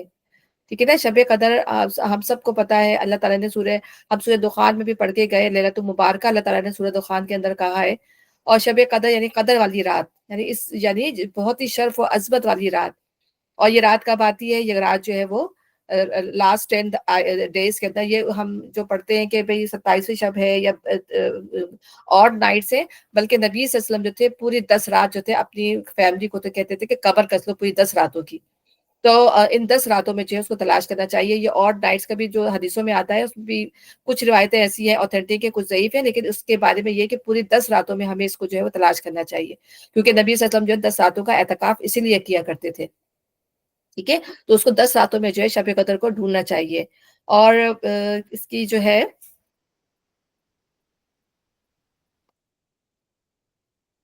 उसमें ये ना कदर के माने बाद मुफस्सिरीन ने तकदीर के लिए नहीं, वो रात है जिसमें अल्लाह ताला तकदीर के फैसले नाफिज करने के लिए फरिश्तों के सुपर्द कर देता है। और सूरह खान की ये आयत कहती है ना, फिया युफ्रकु कुल्लु अमरिन हकीम, इस रात में हर मामले का हकीमाना फैसला सादिर कर दिया जाता है। यानी एक साल से लेके जो दूसरे साल तक के प्रीवियस, यानी पूरा जो एक साल तक का जो मामला है, वो जो है तमाम मामला जो है वो अल्लाह ताला डिक्री कर देते हैं। और इस अलावा कदर के माने अजमत और शर्फ के हैं, यानी वो बड़ी अजमत वाली रात है। और शब कदर जो है 1000 महीनों से ज्यादा बेहतर है, आप देखें, यानी इसमें जो इबादत करेंगे वो 1000 महीनों से ज्यादा बेहतर हमारी जो है वो इबादत होगी। अब अल्लाह ताला यहाँ बता क्या रहे हैं कि तुम क्या जानो कि शब कदर क्या है। यानी अल्लाह ताला एक तो बता रहे हैं कि शब कदर में नाजिल किया कुरान की इंपॉर्टेंस अल्लाह ताला बता रहे हैं। ठीक है ना, शब कदर की इंपॉर्टेंस एक तो ये कि इसमें कुरान नाजिल किया गया, दूसरी ये कि रमजान में आती है। तो रमजान की भी इंपॉर्टेंस क्यों है कि उसमें कुरान नाजिल किया है। रमजान की इंपॉर्टेंस क्या है कि उसके अंदर शब कदर है। तो इसी शुक्राने के लिए जो है हम अल्लाह ताला के इसी शुक्राने पे जो है हम अल्लाह ताला ने हमारे लिए 30 दिन के जो है या 29 दिन के जो है रोजे फर्ज किए हैं कि अल्लाह ताला ने इसमें हमारे लिए रात रखी है इसके अंदर, और दूसरी अल्लाह ताला ने इस पे कुरान नाजिल किया है। तो हम अल्लाह ताला के शुक्रिया में जो है ये रोजे रखते हैं। और तुम क्या जानो, फिर फिर यानी कि उसमें फोर्स करें, तुम क्या जानो कि शब कदर क्या है, तो उसकी इंपॉर्टेंस क्या है। ये शब कदर जो 1000 महीनों से ज्यादा बेहतर है। यानी जो शख्स शब कदर में ईमान के साथ और अल्लाह के अजर की खातिर इबादत के लिए खड़ा रहा, उसके तमाम पिछले गुनाह जो है माफ कर दिए गए। ठीक है ना। और इंसान को जब पूरी 10 रातें जागनी है, हिम्मत करनी चाहिए। अल्लाह ताला कभी कभी तब आंख भी लग जाती है, इतनी ज्यादा नींद का गलबा होता है। और नींद का गलबा क्यों होता है, अगर आप पूरी रात जाग रहे हैं और नींद का गलबा बहुत ज्यादा हो रहा है, तो इसको ये भी कहते हैं कि फरिश्ते जो है वो सकीनत नाजिल करते हैं। फरिश्ते उतर रहे होते हैं ना, और तो ये सकीनत भी इंसान के ऊपर आ रही होती है कि फरिश्ते होते हैं जब बंदा बहुत ज्यादा इबादत कर रहा होता है, कुरान पढ़ रहा होता है, नमाजें पढ़ रहा होता है, सिर्फ अल्लाह ही की तरफ जिसने रगबत की हुई होती है। तो हम ये कह रहे हैं ना कि फरिश्ते और रूह उसमें रब के हुजूर से हुक्म, हर हुक्म तो उसमें सलामती, रहमत, बरकतें, और जो सबसे बड़ी जो है वो तस्कीन होती है, सकीनत होती है इस रात में। तो नींद भी आती है इंसान को, ऐसी आती है कि आपको पता ही नहीं हो रहा होता कि इंसान पढ़ क्या रहा है, मुंह से निकल क्या रहा है। पानी डालते हैं, मुँह पे पानी डाल डाल के अपने आप को जगाने की कोशिश करते हैं, बल्कि थोड़ी-सी बंदा नैप ले भी लेता है, लेट भी जाता है कि थोड़ा-सा जो है दिमाग बेहतर हो, क्योंकि इतनी ज़्यादा ओवरकम हो जाते हैं अपनी नींद से कि नहीं पता होता कि नमाज़ में क्या पढ़ रहे हैं। तो इ इस मैं बता रही हूँ कि इसकी अहमियत क्या है, मतलब आप इतनी ज़्यादा जो है ट्रैंक्विलिटी जो है इस रात की जो वो होती है। और शब कदर 1000 महीनों से ज़्यादा बेहतर है। यानी वो 1000 का लफ्ज़ जो था वो अरब के अंदर जो है बहुत ज़्यादा के मायने में आता था। ठीक है, ये नहीं कि वो इतने ज्यादा महीनों की वजह से, बल्कि इसका अजर जो बेहिसाब है अल्लाह किया, कि अगर किसी ने ये रात पाली तो अल्लाह अल्लाह जो है इसका अजर जो है वो इंसान की कोशिश पे है कि इसने कितनी रात पाई, कितनी उसने अल्लाह ताला की इस रात में जो है वो इबादत की, उस लिहाज से अल्लाह ताला जो है उसको उसको जो है अजर देगा, उसके गुनाह माफ कर देगा, इस तरीके से। اور اپنے اس فرشتے اور روح کی اللہ تعالیٰ یہاں پہ روح جو ہے وہ جو ہے جبرائیل علیہ السلام ہے، اور ان کی امپورٹنس دینے کے لیے، حالانکہ فرشتے ہیں وہ بھی، لیکن اللہ تعالیٰ نے جو ہے وہ روح کا ذکر، حضرت جبرائیل کا ذکر الگ اس معنی میں کیا کہ ان کی امپورٹنس بتانے کے لیے کہ جبرائیل علیہ السلام جو ہے خاص طور پر جو ہے اللہ اپنے رب کے حضور سے ہر حکم لے کر جو ہے وہ اترتے ہیں کہ آپ اس دنیا پر جو ہے کیا معاملات کیے جائیں گے، وہ تمام حکم لے کر اس کو امپلائی کرتے ہیں۔ اور وہ رات دراصل سلامتی ہے طلوع فجر تک، یعنی غروب آفتاب سے لے کر طلوع فجر تک، جب تک کہ فجر کی اذان نہیں ہو جاتی، ہم نماز نہیں پڑھ لیتے، اس وقت تک یہ رات جو ہے وہ سراسر سلامتی ہے۔ تو ہمیں پوری کوشش کرنی چاہیے کہ ہم ان راتوں میں جو ہے اللہ تعالیٰ کی جو ہے وہ رحمت جو ہے سیکھ کریں، اپنی بخشش سیکھ کریں، اور اللہ تعالیٰ کا کرم پر اپنی رحمت جو ہے اللہ تعالیٰ کے ہم پر نازل ہو۔ سورہ بینہ، اس کو تو میں پڑھ دیتی ہوں، یہ بالکل پچھلی اس کی طرح ہی ہے، مدنی سورہ ہے یہ۔ اعوذ باللہ من الشیطان الرجیم، بسم اللہ الرحمن الرحیم۔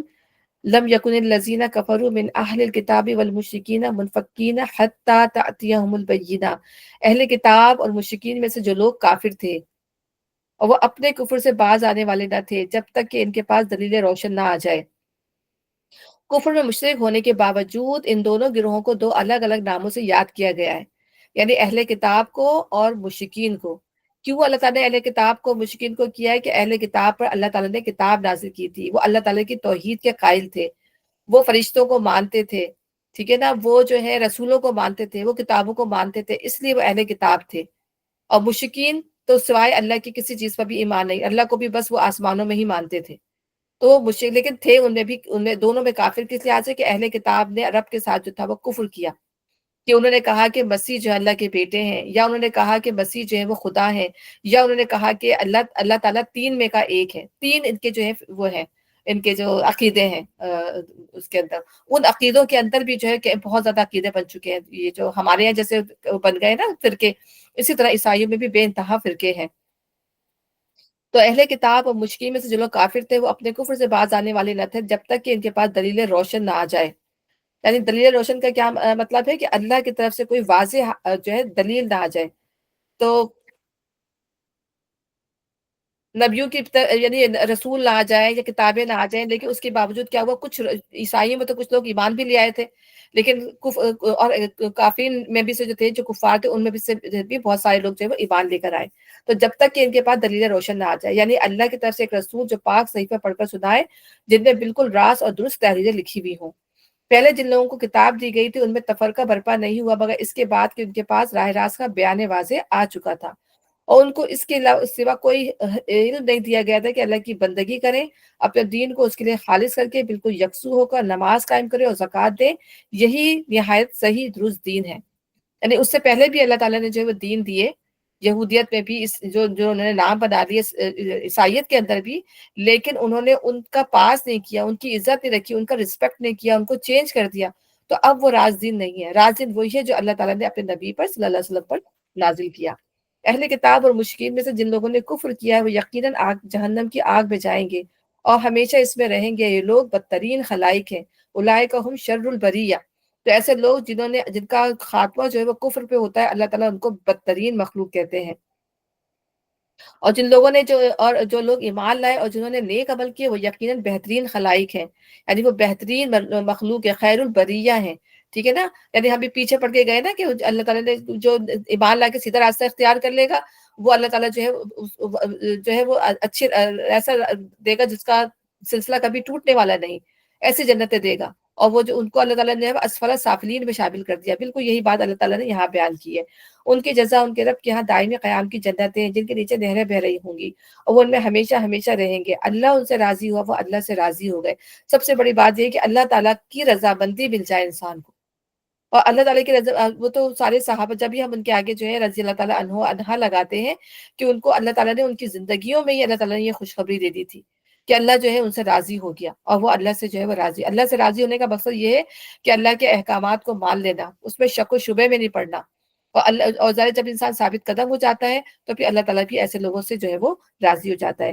یہ کچھ ہے اس شخص کے لیے جس نے اپنے رب کا خوف کیا ہو، اور یہ تقویٰ کرنا جو ہے سب سے زیادہ، جو خشیت اور تقویٰ جو ہے، یہ اللہ تعالیٰ سے ڈر کر ہی انسان جو ہے اپنے آپ کو گناہوں سے باز رکھ سکتا ہے۔ بسم اللہ الرحمن الرحیم، سورہ زلزال، یہ مدنی سورہ ہے۔ جب زمین اذا زلزلت الارض زلزالها واخرجت الارض اثقالها وقال الانسان ما لها يومئذ تحدث اخبارها، جب زمین اپنی پوری شدت کے ساتھ ہلا ڈالی جائے گی. اصل الفاظ ہیں زلزلت الارض زلزالها، زلزلے کے معنی پے در پہ زور زور سے حرکت کرنے کے ہیں. پس زلزلۃ الارض کا مطلب یہ ہے کہ زمین کو جھٹکے پہ جھٹکے دے کر شدت کے ساتھ ہلا ڈالا جائے. اور چونکہ زمین کو ہلانے کا ذکر کیا ہے اس لیے اس سے خود بخود یہ مطلب نکلتا ہے کہ زمین کا کوئی مقام یا کوئی حصہ یا علاقہ نہیں بلکہ پوری کی پوری زمین ہلا ڈالی جائے گی. پھر زلزلے کی مزید شدت کو ظاہر کرنے کے لیے زلزالہ کا اس پر اضافہ کیا گیا ہے، جس کے معنی یہ ہے کہ اس کا ہلایا جانا. اس کا مطلب یہ ہے کہ اس کو ایسا ہلایا جائے گا جیسے عظیم کرے کو ہلانے کا حق ہے. ٹھیک ہے نا. اور زمین اپنے اندر کے سارے بوجھ نکال باہر کرے گی. اس کے کئی مطلب ہیں. ایک یہ کہ مرے ہوئے انسان زمین کے اندر جہاں جس شکل اور جس حالت میں پڑے ہوں گے ان سب کو وہ نکال کر باہر ڈال دے گی. اور بات کا فکرہ اس پر دلالت کرتا ہے کہ اس وقت ان کے جسم کے تمام بکھرے ہوئے اجزاء جمع ہو کر اثر اسی شکل و صورت میں زندہ ہو جائیں گے جس میں وہ پہلی زندگی کی حالت میں تھے. ٹھیک ہے. دوسری بات یہ کہ ان کے جو ہے پہلی زندگی کے افعال و اقوال، حرکات و سکنات کی شہادتوں کو جو انبار اس کے تہوں میں دبا پڑا ہے اس سب کو بھی وہ نکال کر باہر ڈالے گی. ٹھیک ہے. اس کے علاوہ جو ہے ایک منٹ کہ اس کے علاوہ تیسرا مطلب یہ بیان کیا ہے کہ سونا چاندی جواہر اور ہر قسم کی دولت جو زمین کے پیٹ میں اس کے بھی ڈھیر کے ڈھیر وہ باہر نکال کر رکھ دے گی. اور انسان دیکھے گا کہ یہی وہ چیزیں ہیں جن پر وہ دنیا میں مرا جاتا تھا، جن کے خاطر اس نے قتل کیے، حقداروں کے حقوق مارے، چوریاں کی، ڈاکے ڈالے، خشکی اور طریبیں قذاقیاں کی، جنگ کے مار کے برپا کیا، اور پوری کی پوری قوموں کو تباہ کر ڈالا. تو تینوں معنی اس کے اندر آ جاتے ہیں. اور زمین اپنے اندر کے سارے بوجھ نکال باہر کرے گی اور انسان کہے گا کہ اس کو کیا ہو رہا ہے. انسان سے مراد ہر انسان بھی ہو سکتا ہے کیونکہ زندہ ہو کر ہوش میں آتے ہی پہلا تاثر ہر شخص پہ یہی ہوگا کہ آخر یہ کیا ہو رہا ہے. ٹھیک ہے نا. بعد یہ بات کھلے گی کہ یہ روز حشر ہے. اور انسان سے مراد عمر کا انسان بھی ہو سکتا ہے کیونکہ جس چیز کو وہ غیر ممکن سمجھتا تھا وہ اس کے سامنے برپا ہو رہی ہوگی. ٹھیک ہے. تو اس آیت میں معاملہ اس سرئی نہیں کہ آپ لوگ کو یہ جواب اہل ایمان دیں گے کیونکہ اس آیت میں اس کی تصحیح نہیں ہے. کوئی کچھ کہنا چاہ رہا ہے؟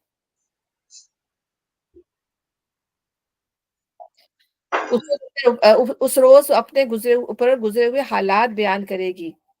یعنی نبی صلی اللہ علیہ وسلم نے فرمایا ذرا زمین سے بچ کر رہنا کیونکہ یہ تمہاری جڑ بنیاد ہے اور اس پر عمل کرنے والا کوئی شخص ایسا نہیں ہے جس کے عمل کی یہ خبر نہ دے خواہ اچھا ہو یا برا. صدف اپنا مائک بند کر دے پلیز. اپنا جو ہے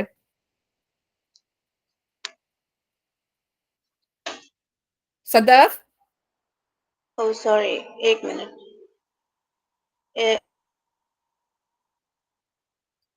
کیونکہ تمہاری جڑ بنیاد ٹھیک ہے. کوئی شخص ایسا نہیں جس کے عمل کی یہ خبر نہ دے خواہ اچھا ہو یا برا. حضرت انس بیان کرتے ہیں کہ نبی صلی اللہ علیہ وسلم نے فرمایا قیامت کے روز زمین ہر اس عمل کو لے آئے گی جو اس کی پیٹھ پر کیا گیا ہو. پھر آپ نے یہی آیات تلاوت فرمائی. ٹھیک ہے نا. سب کچھ نکال باہر کرے گی. حضرت علی کے حالات میں لکھا ہے کہ جب آپ بیت المال کا سب روپیہ اہل حقوق پر تقسیم کر کے اسے خالی کر دیتے تو اس میں 2 رکعت نماز پڑھتے اور پھر فرماتے تجھے گواہی دینی ہوگی کہ میں نے تجھ کو حق کے ساتھ بھرا اور حق کے ساتھ جو ہے وہ خالی کر دیا. تو بوجھ نکال بھار کرے گی اور انسان کہے گا اس کو کیا ہو رہا ہے. اس وقت اپنے اوپر گزرے ہوئے حالات بیان کرے گی کیونکہ تیرے رب نے اسے ایسا کرنے کا حکم دیا ہوگا. اس روز لوگ متفرق حالت میں پلٹیں گے. اس کے 2 معنی ہو سکتے ہیں. ایک یہ کہ ہر ایک اکیلا اپنی انفرادی حیثیت میں ہوگا. خاندان، جتھے، پارٹیاں، قومیں سب بکھر جائیں گی. ٹھیک ہے نا. کہ اللہ تعالیٰ اس روز لوگوں سے فرمائے گا کہ لو اب تم ویسے ہی تن تنہا ہمارے سامنے حاضر ہو گئے جیسے ہم نے پہلی مرتبہ تم کو پیدا کیا تھا. تو انسان جو ہے وہ انڈیویجلی حالت میں جو ہے وہ اللہ تعالیٰ کے سامنے جو ہے وہ حاضر ہو جائے گا تاکہ ان کو ان کے اعمال دکھائے جائیں. یعنی جو کچھ بھی اس نے دنیا میں کیا ہوگا اچھا برا وہ سب کچھ یا تو کتاب اعمال تو لکھی بھی ہوگی وہ لوگوں کے آگے کھل جائے گی. سب کے سامنے اعمال نامہ جو ہے پیش کر دیا جائے گا. تو اللہ تعالیٰ کہہ رہے ہیں تاکہ وہ انڈیویجول حالت میں جو ہے اپنے اعمال دیکھے جو کچھ وہ اس دنیا میں کر کے آ چکے. پھر جس نے ذرہ برابر نیکی کی ہوگی وہ اس کو دیکھ لے گا اور جس نے ذرہ برابر بدی کی ہوگی وہ اس کو دیکھ لے گا. فَمَن يَعْمَلْ مِثْقَالَ ذَرَّةٍ خَيْرًا يَرَهُ وَمَن يَعْمَلْ مِثْقَالَ ذَرَّةٍ شَرًّا يَرَهُ. یعنی یہ تاہم یہ آیت انسان کو ایک بہت اہم حقیقت پہ متنبہ کرتی ہے اور وہ یہ ہے کہ آج چھوٹی سے چھوٹی نیکی بھی اپنا ایک وزن اور اپنا ایک قدر رکھتی ہے. اور یہی حال بدی کا بھی ہے کہ چھوٹی سے چھوٹی بدی بھی حساب میں آنے والی چیز ہے. یوں ہی نظر انداز کرنے والی چیز نہیں ہے. اس لیے کسی چھوٹی نیکی کو چھوٹا سمجھ کر اسے چھوڑنا نہیں چاہیے کیونکہ ایسی بہت سی نیکیاں مل کر اللہ تعالیٰ کے حساب میں ایک بہت بڑی نیکی قرار پا سکتی ہیں. اور کسی چھوٹی سے چھوٹی بدی کا ارتکاب بھی نہیں کرنا چاہیے، کیونکہ اس طرح کے بہت سے چھوٹے گناہ مل کر گناہوں کا ایک انبار بن سکتے ہیں۔ یہی بات جس کو متعدد احادیث میں رسول اللہ نے فرمایا ہے کہ دوزخ کی آگ سے بچو، خواہ وہ کھجور کا ایک ٹکڑا دینے یا ایک اچھی بات کہنے ہی کے ذریعے ہو۔ یعنی کسی کو مسکرا کے دیکھنا بھی جو ہے وہ صدقہ ہے۔ تو چھوٹے چھوٹے صدقے، کسی کی راہ سے کانٹا ہٹا دینا، کوئی جو تکلیف دہ چیز ہٹا دینا بھی صدقہ ہے۔ تو ہماری نظر میں جو ہے چھوٹی چھوٹی چیزیں جن کو ہم کنسیڈر نہیں کرتے، کیونکہ اللہ کے نزدیک جو ہے یہ ہماری اچھائیوں میں لکھے جا رہے ہیں، اور یہ چیزیں چھوٹی چھوٹی چیزیں ہی بڑی بھی بن جاتی ہیں۔ تو یہاں پہ یہی بتایا جا رہا ہے۔ اور نبی صلی اللہ علیہ وسلم نے فرمایا کسی نیک کام کو بھی حقیر نہ سمجھو، خواہ وہ کسی پانی مانگنے والے کے برتن میں ایک ڈول ڈال دینا ہو، یا یہی نیکی ہو کہ تم اپنے کسی بھائی سے خندہ پیشانی کے ساتھ ملو۔ تیسرا بخاری میں حضرت ابو ہریرہ کی روایت ہے کہ نبی صلی اللہ علیہ وسلم نے عورتوں کو خطاب کر کے فرمایا، اے مسلمان عورتوں، کوئی پڑوسن اپنی پڑوسن کیا کوئی چیز بھیجنے کو حقیر نہ سمجھے، خواہ وہ بکری کا ایک کھری کیوں نہ ہو۔ ٹھیک ہے نا، اگر کچھ بھی نہیں ہے، کچھ بھی بنایا، کھر سے بناتے کیا، جیسے پائے بھی بناتے ہیں آپ، یا کھر سے پائے سمجھ لیں، تو پائے کا پانی زیادہ کر دیں یا پائے کو پتلا کر دیں، اور اگر آپ کے پاس کچھ نہیں ہے تو جیسے آپ اس کو بنا کے اپنے دوست کو وہی بھیج دیں، جیسے یہ ہے اس طرح کا، تو کمتر نہ سمجھے۔ یعنی کہ ہم بعض دفعہ اس چکر میں بھی لوگوں کو نہیں دے پاتے کہ بھئی ہمارے یہاں تو چیز کوئی صحیح بنی نہیں ہے، اور کوئی صحیح چیز بنے گی تو ہم دیں گے، تو ہم بعض دفعہ، اور لینا والا دونوں والے دریاؤں سے یہ چیز بھیج دی، اور اس کے دال بنی تھی اسے یہ بھیج دی۔ ہمارے اندر بھی تو یہ چیزیں پیدا ہو گئی ہیں نا، تکلفات ہمارے اندر بھی پیدا ہو گئے ہیں کہ ہم ایک چیزوں کو اب وہ چیزوں کو ایکسیپٹ نہیں کرتے۔ ٹھیک ہے نا، تو کوئی بھی چیز یہ محبت کا ذریعہ ہے، انسان کرتا بھی اپنی محبت سے کرتا ہے یہ چیزیں۔ کسی کو، مجھے تو خیر شوق ہی نہیں کھانا بنانے کا، میں محبت کرتی ہوں۔ ماشاء اللہ بھائی سائمہ کی بڑی عادت تھی، شائمہ علی یہاں پر ہے، ان کی ماشاء اللہ بہت اچھی عادت ہے کھانا وانا بھیجنے کی۔ تو جس کو عادت ہوتی ہے، اس کو شوق ہوتا ہے، وہ اپنی شوق سے بھی ماشاء اللہ سے جو ہے نا وہ لوگوں کیا بھیجتا ہے۔ اچھا یہ انسان کو بتانا بھی چاہیے، اچھی بات ہے کہ جس کو بنانے کی عادت ہوتی ہے، کھلانے کی عادت ہوتی ہے، اس کو وہ کرتا بھی ہے۔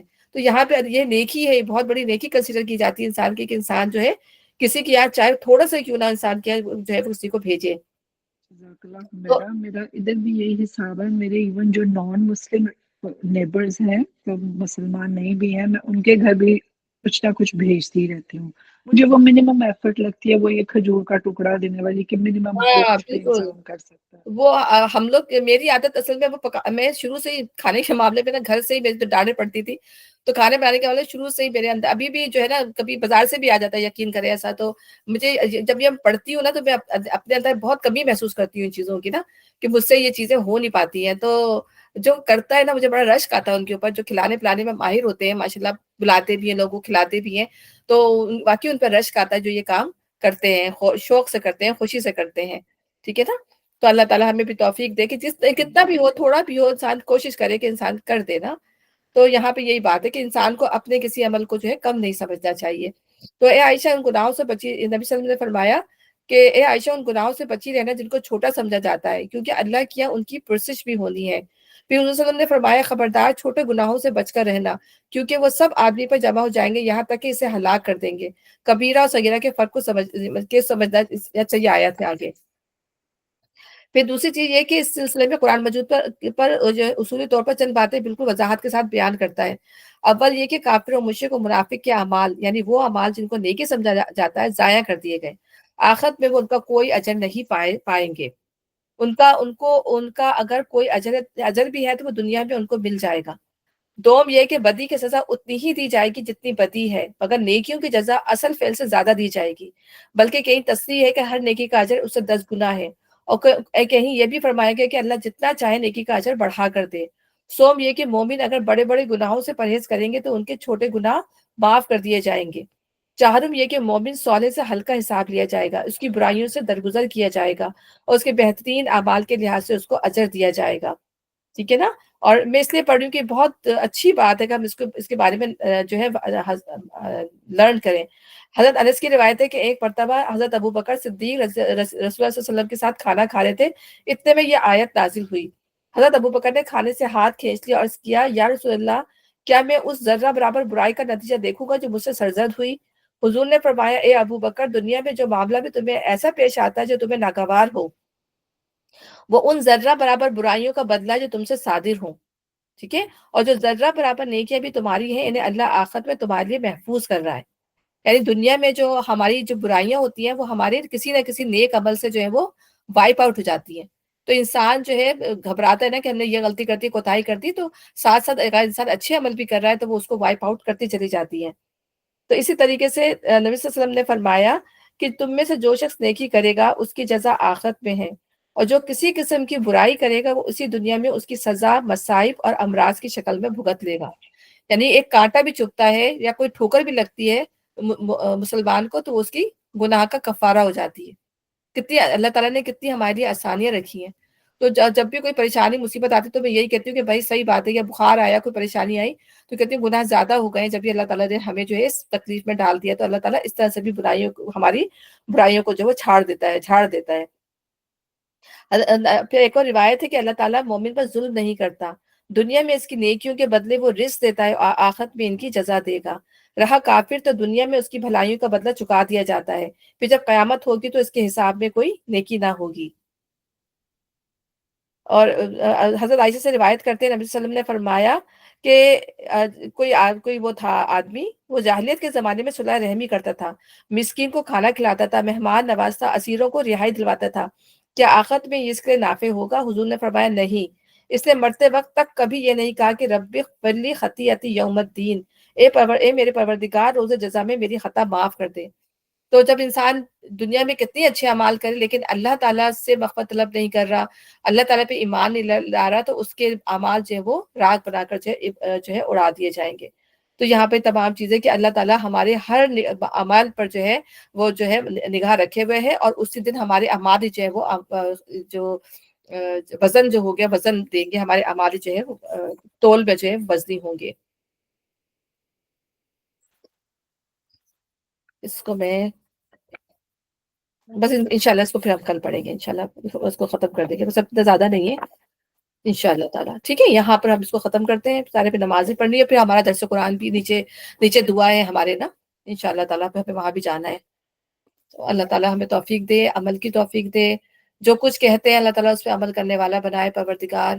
بہت خوبصورت یہ قرآن ہے، اللہ تعالیٰ اس کی تعلیمات ہیں، ہمیں پورا جو ہے اس کو کرنے کی توفیق عطا فرمائے رب العزت۔ ربنا تقبل منا انك انت السميع العليم وتب علينا انك انت التواب الرحيم سبحانك اللهم وبحمدك اشهد ان لا اله الا انت استغفرك واتوب اليك۔